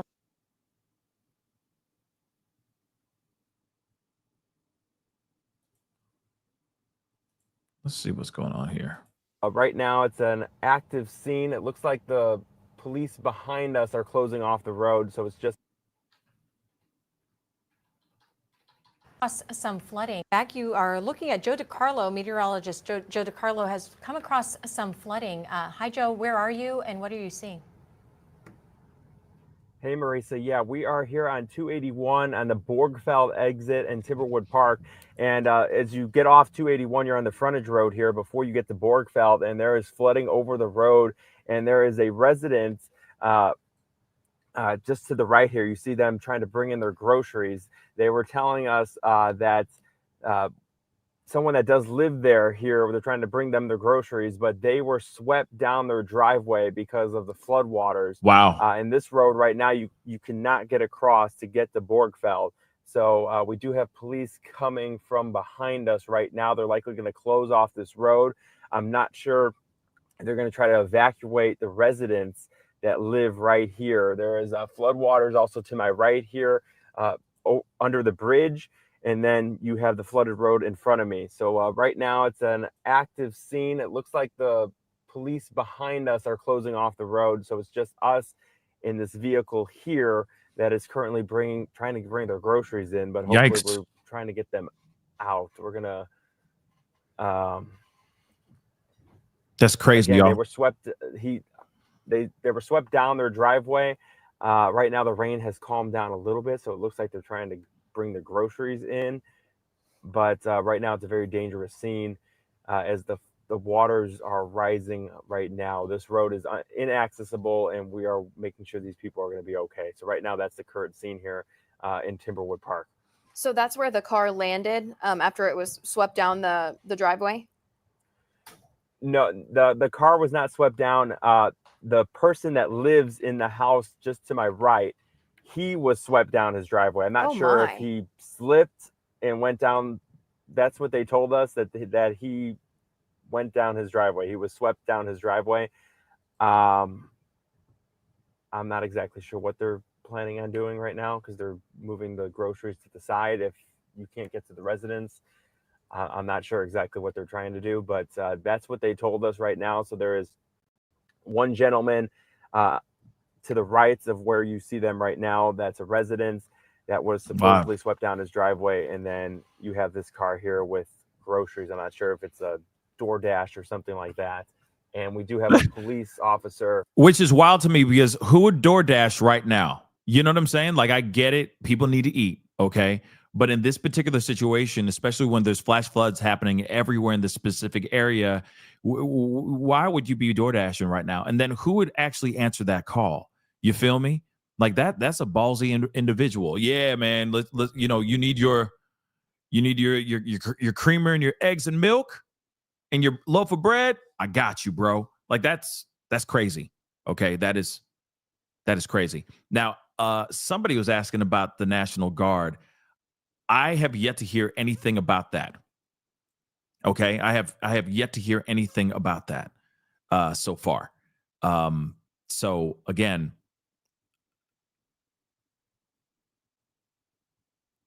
yeah. So just again, I have yet to hear anything about National Guard getting involved. But we'll see. We'll see what happens. I mean, anything's possible, right? Let him finish what he's saying here. But this is some crazy stuff. And this apparent, or at least one of these cars is driving around in, doing a live stream, driving around, showing some of the flooding and all the craziness that's going on in the area as well. So I'm gonna share some of that and show you guys that as well. But still, this is crazy, y'all. Running in right now, so he's going to help them and figure out what exactly is going on. Okay, thank you, Joe. He is at Joe DiCarlo at 281 and Borgfeld up in north of San Antonio. We'll check in with you in a little bit. Thank you. Water and barricaded. Nelda, Guadalupe, Humphreys, Tony Lee, Avenue C, Hayes, North Bruns, College, Hallmark Drive, behind HEB, FM 78 and I-10, 466 and Joe Carrillo Court, and South 123 Bypass, Stremple and Martindale, Sideman Street, and Heidecke and Patton. Again, the Guadalupe County, Texas Emergency Management and Fire Marshal also reports a number of road closures. Some of them include FM 2438. It ain't done yet, y'all. I-10 and Highway 90 alternate. This ain't done yet. Highway 90 alternate and at Auxiliary Airport Dollar General. I'm going to send this to our web team so they can post it on News 4, and that will be available to folks who are living in that area. And if this video loops, this is video from our Ethan Trejo, who was out in Seguin a little bit earlier doing live shots for us. He says this is an example of what people are not supposed to do. You see police pulling up here, all of these just little rivers of water building up on the roads in Seguin. This is an example of what happens if you turn around, don't drown, or if you don't turn around, don't drown. You see that car kind of face first in the water there. I mean, this is, I still don't understand why somebody, I mean, I get it. This may be the only ride you got, the only car you got, but on some real stuff, I mean, when you got flash floods going on and all that, I'm staying in one spot, or I'm trying to go to higher ground and trying to get as far away from where this is as quickly as possible. Right. Not, and I'm, like I said, that car staying in one spot, and I'm calling up a friend at least and saying, hey, you got an SUV, you got a truck, can I get a ride? Can you mind picking me up and getting the hell out of here? Something of that sort. Right. But there's a lot of people that F around and find out real quick These too. Trucks choosing to go through some of those flooded roads, not a good idea at any point, but especially after the tragedy that we've seen in our community in the last 24 hours, in the last few weeks. Don't risk it if you are out there. So again, this is video from Seguin here in the last few hours. Yeah, this is nuts, y'all. This is nuts. It just keeps going. Last night, and the water's come down quite a bit. It was about 20 feet above the roadway, and so just it was almost impossible for anybody to get back there unless they had specialized equipment to be able to do that. And so it was, the Hunt store. A lot of people know the Hunt store, and last night we were looking at it, and that store there's still pieces of it there, but it's devastating how much water was flowing through there. And right now I'm asking just pray for the families and hope that there are people that we are still going to find alive that can be reconnected with their families. Crazy. And that was Congressman Wes Verdell. So, of course, they got a live feed here that I'm going to share. And then, of course, I got the super chat that I'm going to grab here in just a second. But still, y'all, this is crazy. I am praying for everybody out here. Real talk, I'm praying for everybody because this is some scary stuff. Actually, I take that back. We still got some more coverage here that I'm going to share. We're going to look at a few things because there's some people getting interviewed live here as well. So I'm going to go back to this feed because there are two feeds going on right now as we speak of dashboard news cars, vehicles driving through the rain, driving through areas that are flooded, etc. So I definitely want us to check that out too. But let me grab the super chat here really quick before we get into this interview that's going on live right now as we speak. So, madam, thank you so much for the love. I appreciate it. Mass exodus on roads create bottlenecks. You got a point there too. Flash floods would create a bloodbath of bodies slamming into metal cars. Yes, that is a possibility for sure. But at the same time, shouldn't people have the opportunity or the choice, right? Shouldn't they get the choice rather than them getting awakened by a flash flood, right? Shouldn't people have the choice? Okay, if there's a, huge catastrophic things that is about to happen, shouldn't they have a choice whether to sit there and fight through it, endure it, or actually get into a car and kick rocks? I'm just saying, I get that. I get all the roads getting bottlenecked and things being super congested and all that. But at the same time, they at least have an option. At least they get that option, right? They did not get that option this time. There was no forewarning. There was no heads up, right? There was no wake up call. It just boom. Right? So, yeah. You know what I mean? S-dubs. I mean, be real. Wake me up before you go. You know what I'm saying? Wake me up. Just wake me up. I don't care. Let me know. And I will figure it out. Okay? If I got to walk, if I got to jump on a bike, put my whole family on my back, I'll do it. Whatever I need to do so I can get out of there as quickly and as safely as possible. But at least give me that option, right? At least give me that option. Let's take a look at this. A lot of rain, but at least really good news that out there, but it was to that interview. We're outside the Hunt store, which is a staple here in the area. I'm with Frank Steifen. Tell me a little bit about this area. I know you were getting emotional just talking about it. You grew up with this store. I did. Sorry. My dad bought our ranch, which is right down the road, about 3/4 of a mile, in 1967. I grew up at this store.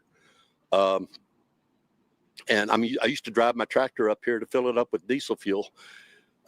It's gone. I mean, the building's here, as you can see, but it's just destroyed. Back here in the back, 3 months ago, my new wife and I were dancing on that dance floor to one of our favorite bands. The post office is gone. My family goes back here to 1890. They've been here over 130 years. The family name was Edwards, and my dad was here for the flood in 1932.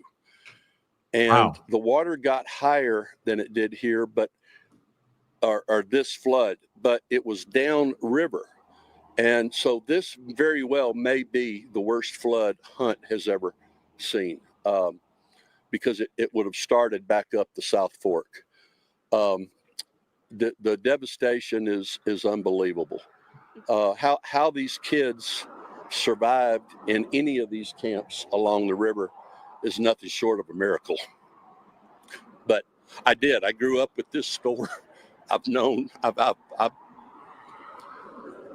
like I said, I've danced here. I've been here. sat by the fireplace in a rocking chair and drank a beer. The devastation, there are just no words, Taylor, that I can say that describe what I'm seeing. My ranch, it was completely underwater. The water got that high. Just unbelievable. And I know we were talking. That's really sad, y'all. Real talk. That's really sad. Yeah. Yeah, Ted Cruz, is he in Cancun? I don't know. But still, his butt better be in down there in Texas. Okay? He better be there. Because you know for a fact everybody's gonna be staring at his ass and saying, what you gonna do? What you gonna do, bro? Right? But that's another conversation in itself. We ain't talking about politics. Okay? We're here to talk about and bring awareness to the situation.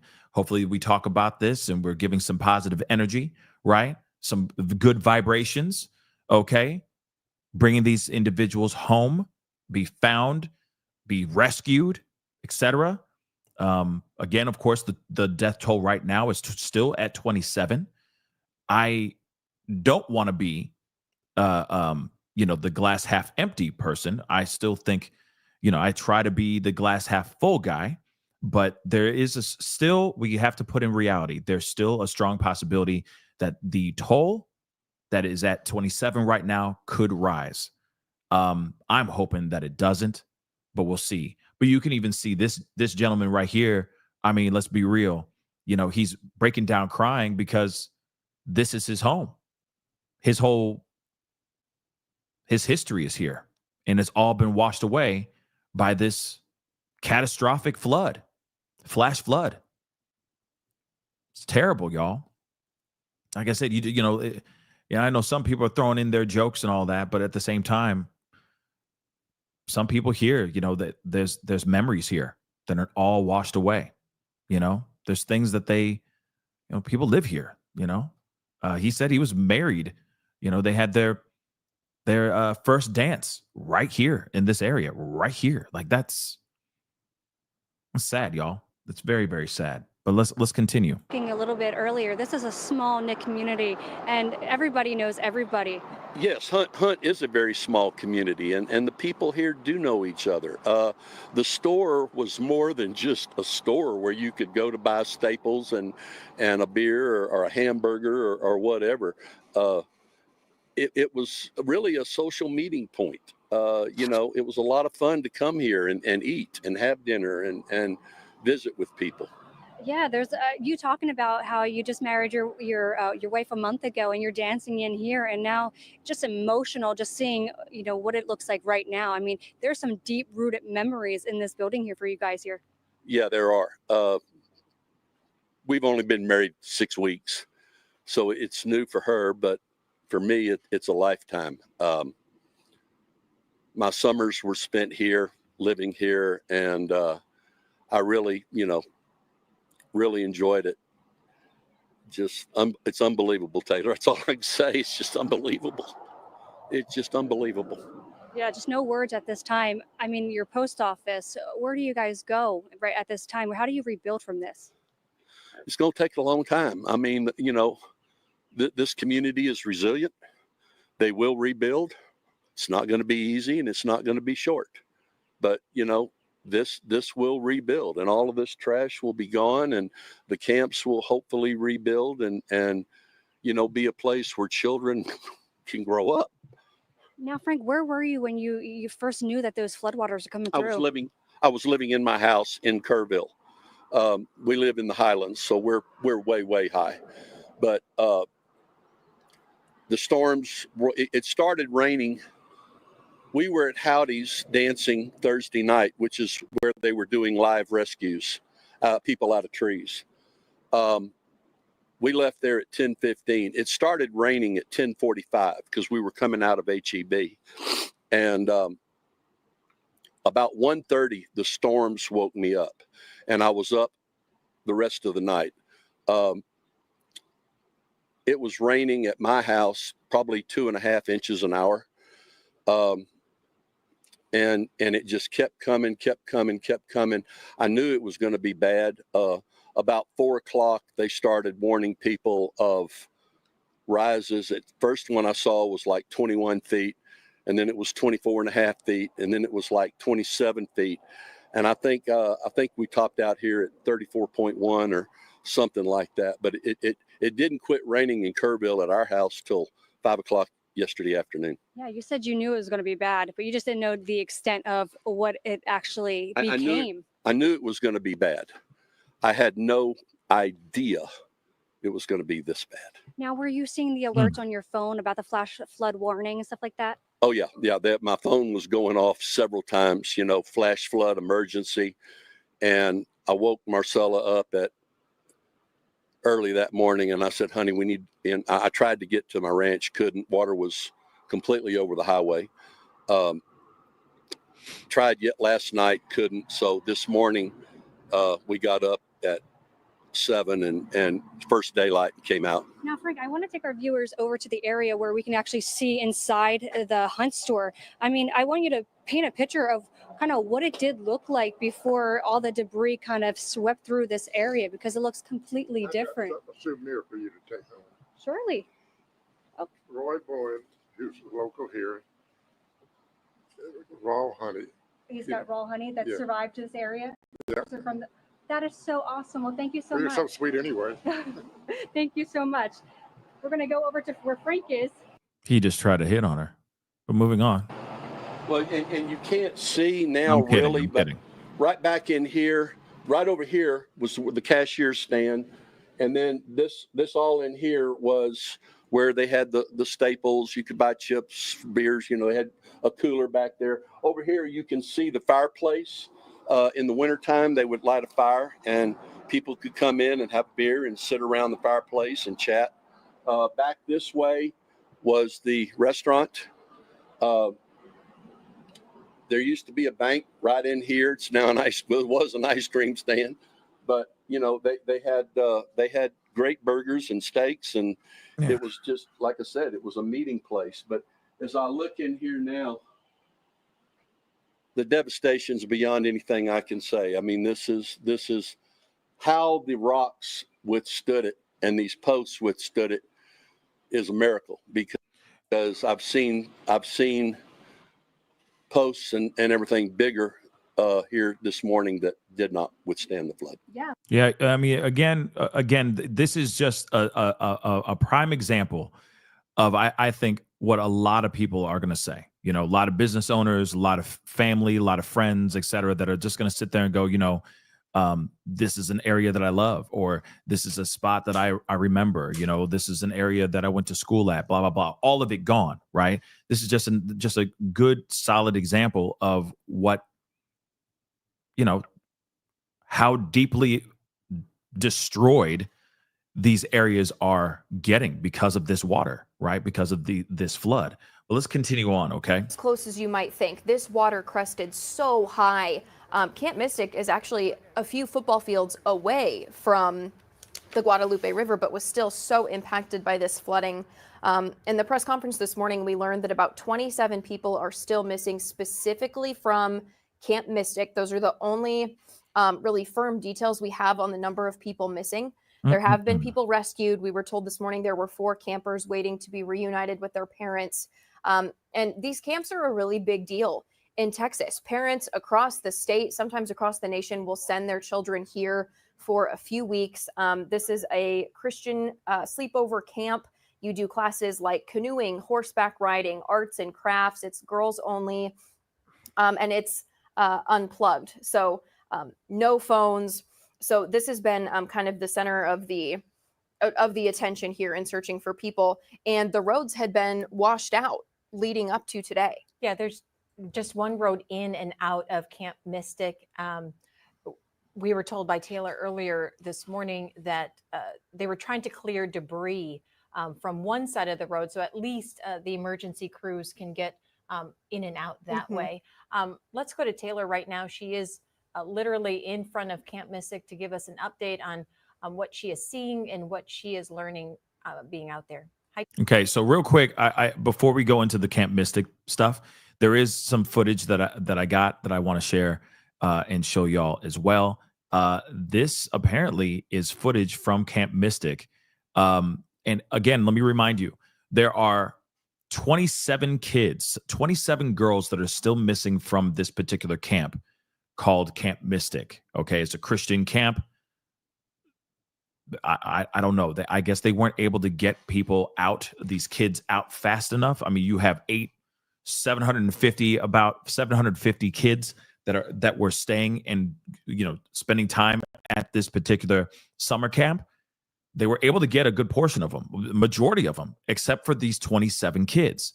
So 27 kids are still missing right now as we speak. They're still trying to find them. They don't know where they are. And we've talked about this earlier in the show, but of course, there's other updates that we're about to hear in a second. But also, there's this footage that is wild. This is insane.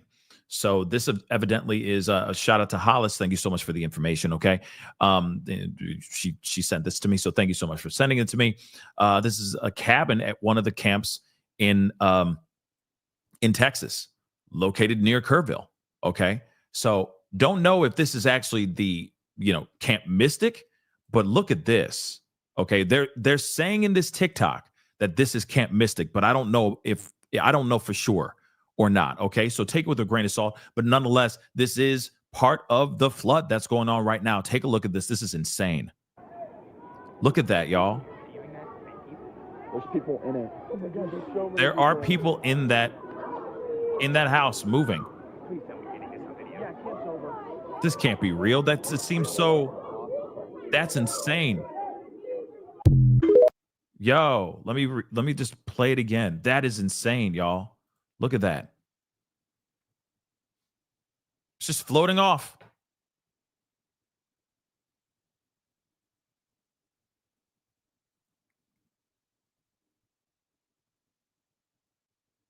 That is terrifying, y'all. It almost looks fake. You know what I mean? But this mother lover is real. This is insane. Look at that, y'all.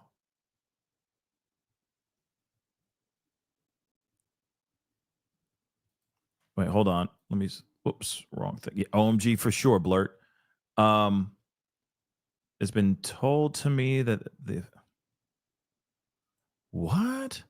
It's been told to me that this is the female counselor's cabin at Mystic. Oh my God. Yo, that's insane, y'all. Look at this. Whoa, man. That's some scary stuff, y'all.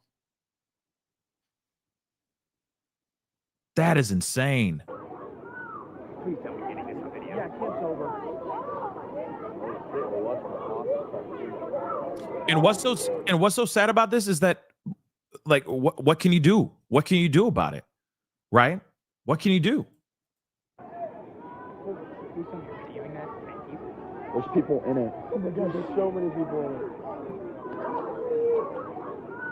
Please tell me getting this on video. Yeah, kid's over. And there's people in it. And there's nothing you can do except film it. So what do you do in that situation? Real talk. What do you do in that situation? Holy crap. That is just insane, y'all. That's just insane. 1 second, guys. Insane.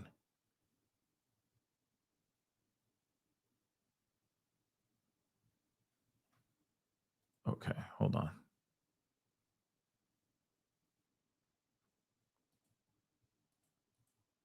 Okay, so just going back to them giving us an update revolving around the Camp Mystic situation, which hopefully there's some good news, I'm hoping, but we'll see. Hi, Taylor. And can't hear her. Getting through to the Hunt store.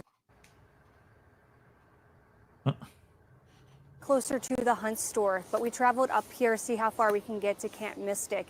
Getting through here was pretty tough. Like you said, there's one road in, one road out, and the roads are not in good conditions right now. Some of the roads have come up a little bit. There were some of those boulders that we were seeing earlier in the middle, not in the middle, but on the side of the road.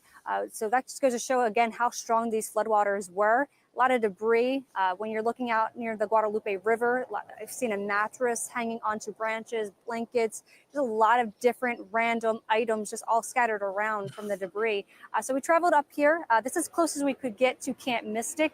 As you can see, this is across the Guadalupe River. We did go further up to see where the entrance was. We were met with some first responders where we weren't able to get any closer. So we turned around just to get a shot of this, where you could see ahead, you could see the campsite. I do want to mention what really stands out is this building right here, where you can see clearly straight through it. The whole front is clearly just torn apart. And again, you can see right through it. You see people still driving trucks in the area. We've seen a few people walking around the campsite. I do want to mention that I've seen some people that are doing searches down below near the Guadalupe River here. And then we were talking to another person that knows this area. They say usually you can't see through here. You can't see through the campsite because of these trees are so tall. But now you can see clearly. That just it's because all the trees are either knocked down or just lying flat. If you take a look over here, you can see just the damages that have occurred from this storm and the floodwater that took over this area. Again, a lot of debris is still on this area. We did hear some helicopter. We heard a helicopter above us as well as a drone. And if you take a look over here, you can see some first responders making their way down the road coming through this area. Again, this is Camp Mystic, where over 20 girls are unaccounted for. So this is the latest here that I'm seeing. So we'll keep you updated as I see any new developments here. Taylor, thank you for that. We are going to go to another reporter from our sister station, KI. Abigail Velez is standing by the San Gabriel River, where we're told people are being evacuated. Abigail, it does look like the water is very high behind you right now. Yeah, the level of the San Gabriel River has risen to an alarming rate. That's what county officials are telling me. For some context, we're in the heart of Georgetown. This is the main artery. We're off of I-35 at North Austin Avenue, where that bridge has been blocked off, and you can see exactly why. This bridge was actually under renovation, but since has been taken out by this catastrophic flooding that we've seen here in Williamson County. This has all happened within a matter of hours. Williamson County officials have issued a disaster declaration, and that's so they can get local, state, and even federal resources to come and respond to this.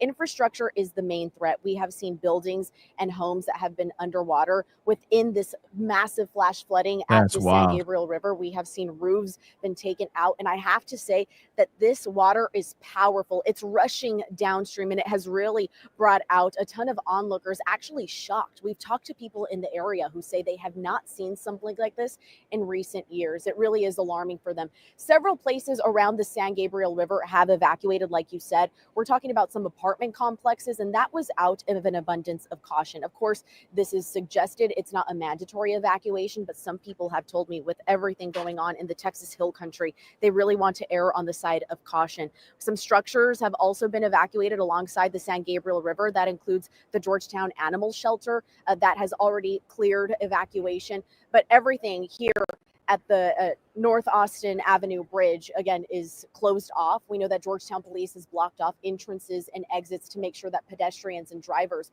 are not putting themselves in harm's way, because Williamson County officials say that this water and this flooding is unexpected, and it really can sweep anyone or anything in its path.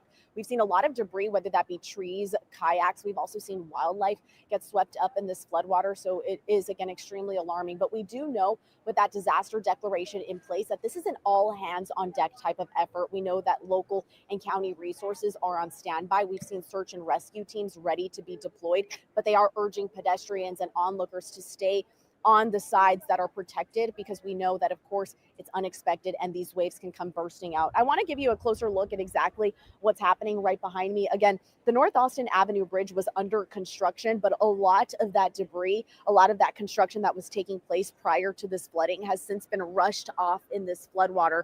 And we've seen a lot of that wood, that paneling, and a lot of that tin that's holding up this construction structure be taken off in this floodwater. The rain here is not intense. It's just a little bit of a sprinkle, which is good news. However, we do know that this entire area, this county, is under a flash flood watch until 3 p.m. A lot of people, again, are on standby, ready to evacuate this area. But for now, it's drawing a lot of interest because this is an area that people in Georgetown frequent. It's filled with shops for a lot of people. Again, this is a staple of the city. It really is the heart and the main artery of Georgetown and in Williamson County. Several roads have been closed off by Williamson County officials. A lot of them are along the San Gabriel River, which includes RV parks. Some RV parks have already been swept up by this floodwaters and, of course, the river level rising. But again, we are monitoring the situation. We are expecting to speak with Williamson County officials within the next few moments. I'm providing updates online and, of course, on air. But for now, here's a look at what's happening in Williamson County. We do expect flash flooding to roll through the area in a short amount of time. But for now, officials are saying if you do not have to be on the roads, stay home. We don't want to see any injuries or casualties out of this flooding. Thankfully, we have no reports of that so far. But we know that evacuations are in place. Again, not mandatory, but absolutely suggested. And again, with everything happening in the Texas Hill Country, people are heeding that suggestion, making sure that they're getting out of the way, especially with the San Gabriel River level rising. But I'll throw it back. Man, she that was nonstop. She just spoke nonstop. that was very impressive. But again, this flood, the flooding is out here, y'all. It continues. It's expanding. It's doing its thing. And so, yeah, hold on. We got some more things, some other people that are speaking out. There's a lot of interviews going on, like all at the same time. It's pretty wild. The coverage is intense right now in regards to all of this. 1 second, guys. 1 second.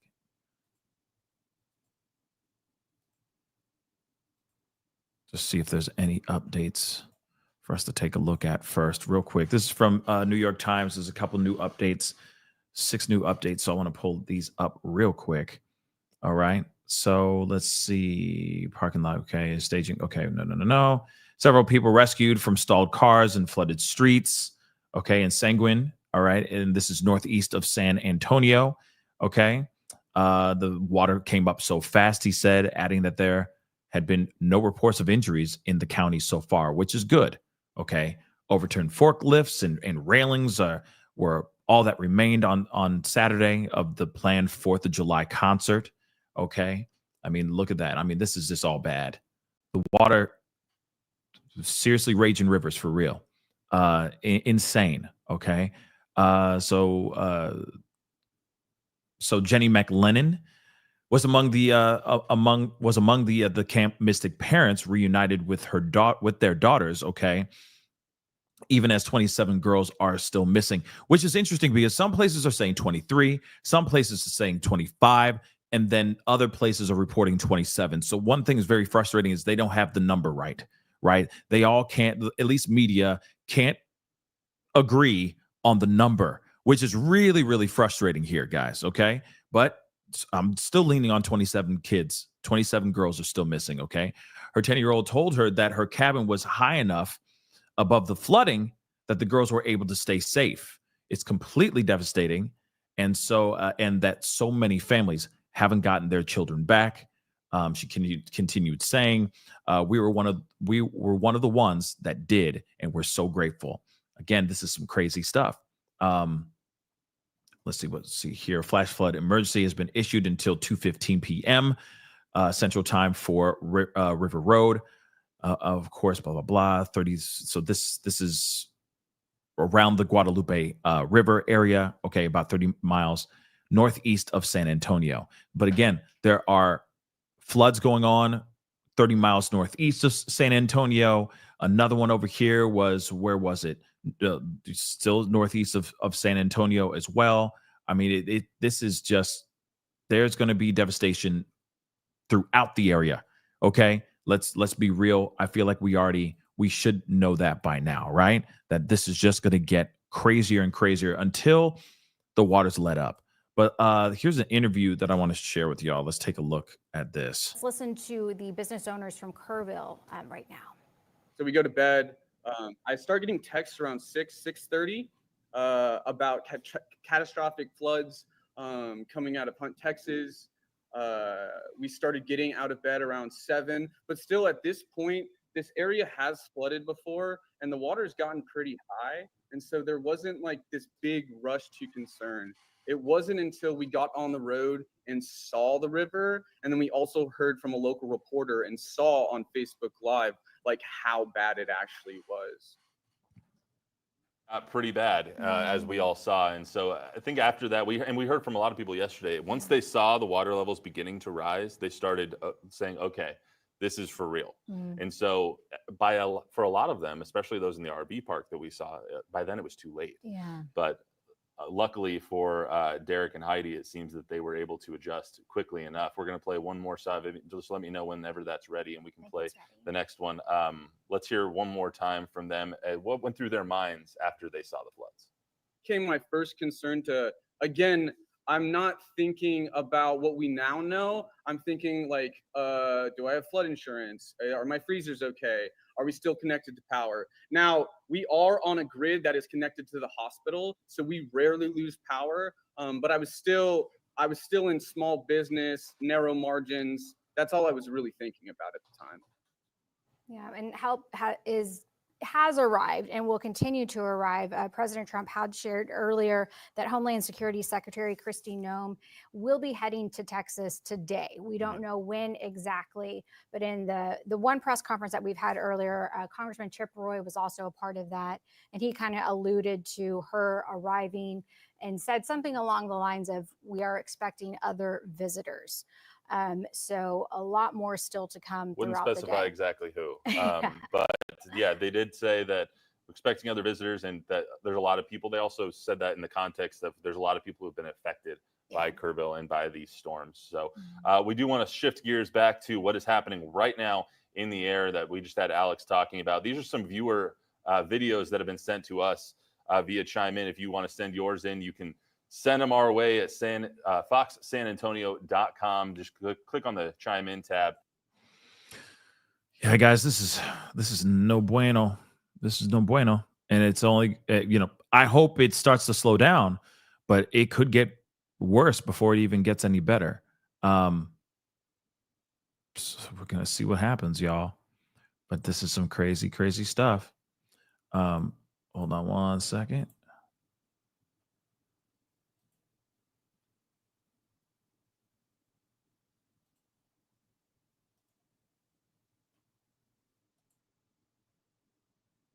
Let's see here.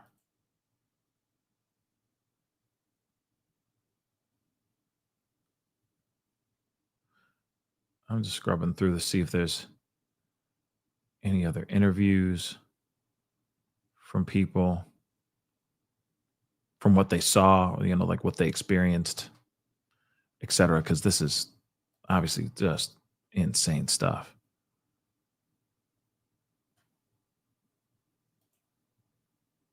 Like we've never seen before. The big, beautiful bill got passed, which is also very interesting as well. Let's see. One second, y'all.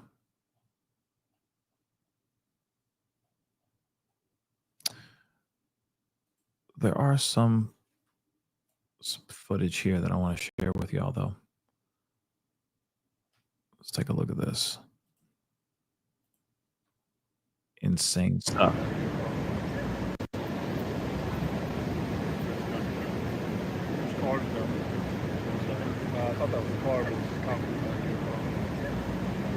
This is in Georgetown. So they say right here, San Gabriel River in Georgetown, Texas, right now. I mean, like I said, this is all bad stuff. Look at this one.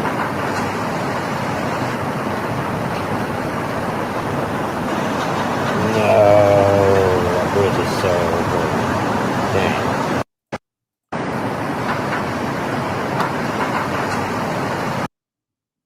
Just insane. This is insane. Okay. Just absolute devastation, absolute madness going on. These floods are definitely happening. You can't deny it. Okay. And it may not let up. I really hope it does. Hold on, guys. Just pulling up a few more things.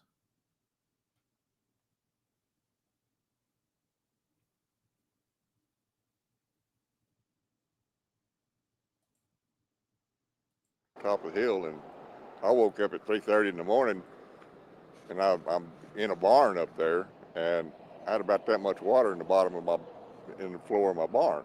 And I thought, what is going on? I mean, I knew it was raining, but I really feel bad for the people that have lost loved ones and property and everything here. I mean, it's just really hard to fathom that, the destruction. It really is. And so, Yeah, the destruction. I mean, just look behind us. This is just piles of debris that have stacked up. I mean, what was your first reaction to see the Hunt store the way it is? I mean, the gas station here completely flipped over. You smell gasoline here. It's just sad. it was. I mean, I drove down there and my jaw fell open. I couldn't believe it, because like I said, I've seen water come up maybe nearly to the road right here. I've seen it come up that much, but not up to there. And if we could take a look over here, closer to this field area, if you want to take a walk with me, you could see, Jerry, this area. What was this usually like over here? Well, that was just what they call the Preservation Society, and they always had our Sunday Easter service was down here at this little pavilion, and that was usually just a lot for parking, and when Hunt had their 100-year deal or whatever here a while back, they had a big park out there, and I mean, it was just kind of for everybody to use, what it was. So. And I could see from over here, you see a car that's completely flipped over and totaled. I mean, just looking at that wasn't there before. No, it was in this driveway right over here. Wow. So that just goes to show how aggressive this floodwater was coming through Hunt. Oh, yeah, it had to be coming through here 90 miles an hour. When I came down here at about 4 o'clock, right up there about where that sign is at a gate or whatever, right through there, yeah. That's as far as I could come. The water was coming through here, that deep, and I couldn't even cross it in that buggy. Now, Jerry, I did speak to another resident that said, I'm just packing up. I'm getting out of here. Where do you start from here after rebuilding? How do you start? Where do you go from here? Church. Yeah, and there's just a lot of, resources that are going to be needed for this. Oh, yeah.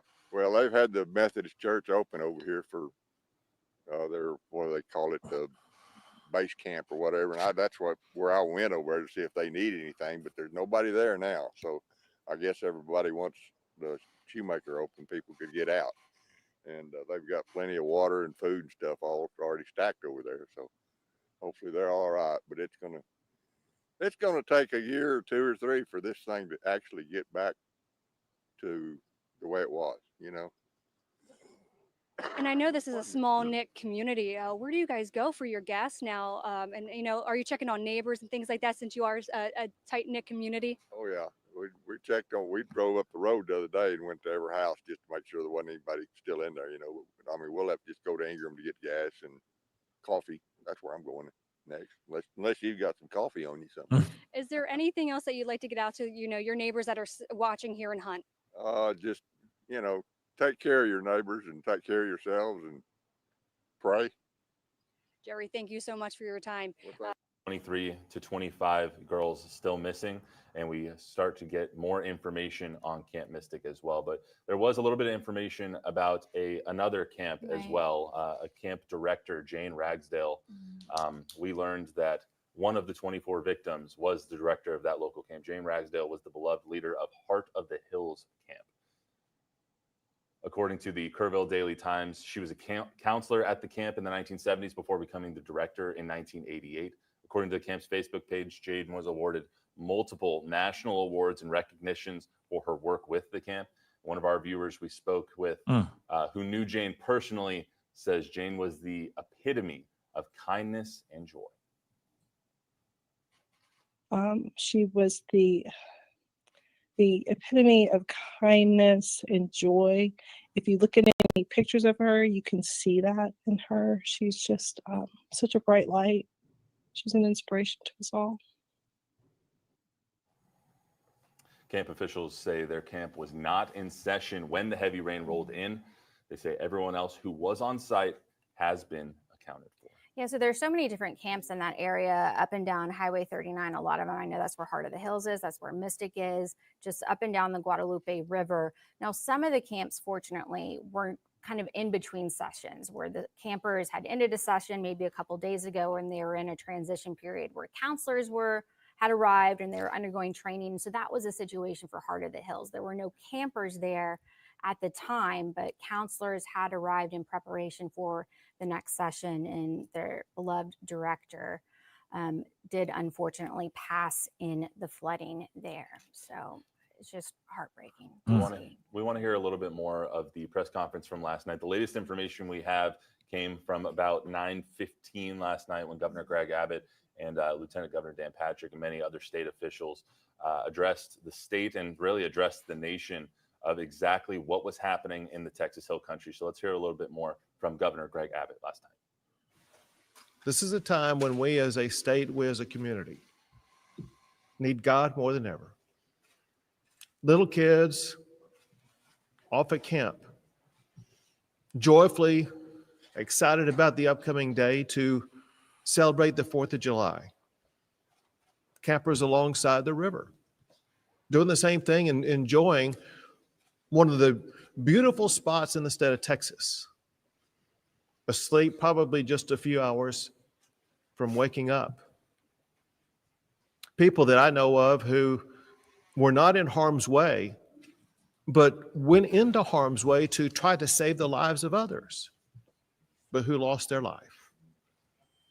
So many people have been swept up into an extraordinary catastrophe.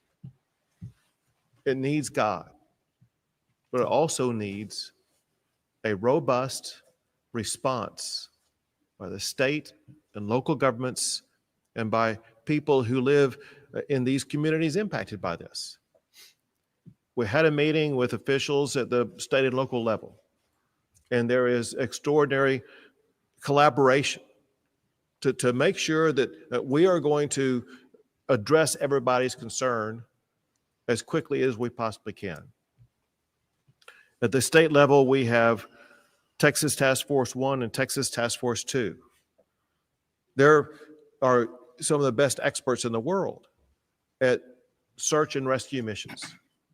And know this, we remain in a search and rescue posture right now.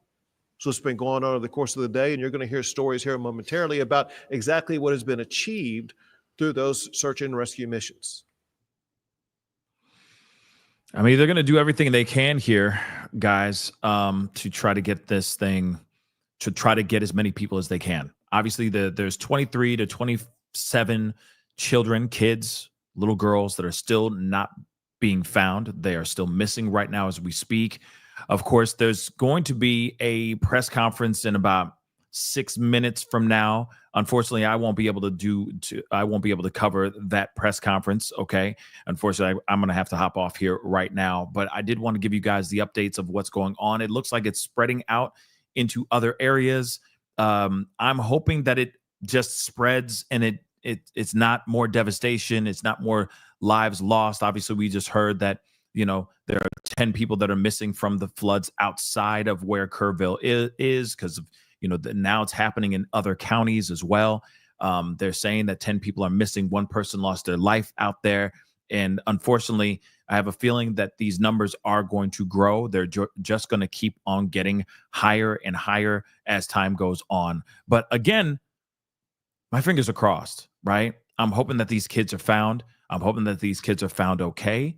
But I don't know with how bad those waters are, how intense those waters really are. I don't know. I really don't know. I'm like I said, praying for the best. You know what I mean? Oh man, it's terrible, guys. But of course, if there's any more updates revolving around this, I will be back on tomorrow. I mean, not tomorrow, sorry. Later on this evening, most likely, to cover this situation, give you guys more updates revolving around this. And of course, my prayers to everybody in that area, in the surrounding areas, because clearly the water keeps on spreading. I know it's still raining, so I'm hoping that Mother Nature is nice enough to just turn off the faucet, okay, and let people live their lives. Enough people lost their lives, and there's enough people missing right now. So I'm hoping the rain stops here very, very soon. Anyway, guys, that is the show. I appreciate all y'all for being here. It really, really means a lot. Thank you so much for being on here. You guys could be watching anywhere else, and you decided to watch right here, and that means the world to me. I'll give you guys more updates if there's updates to be had. Of course, there will be updates here for sure. I'll be back on in the next few hours. I'll give you guys updates when I get a second, okay? But try to send out as much positivity and as much positive energy, good vibrations out to the state of Texas right now, especially in central Texas right now, because there's a lot going on and they can use all the good vibrations that they can right now, okay? And in the meantime, as well, as you guys are starting to leave, please make sure you hit that like button down below, okay? Crush it, do what it do. Trust me, I'll be back on in a few hours. Trust, we'll be back to cover what's going on here, okay?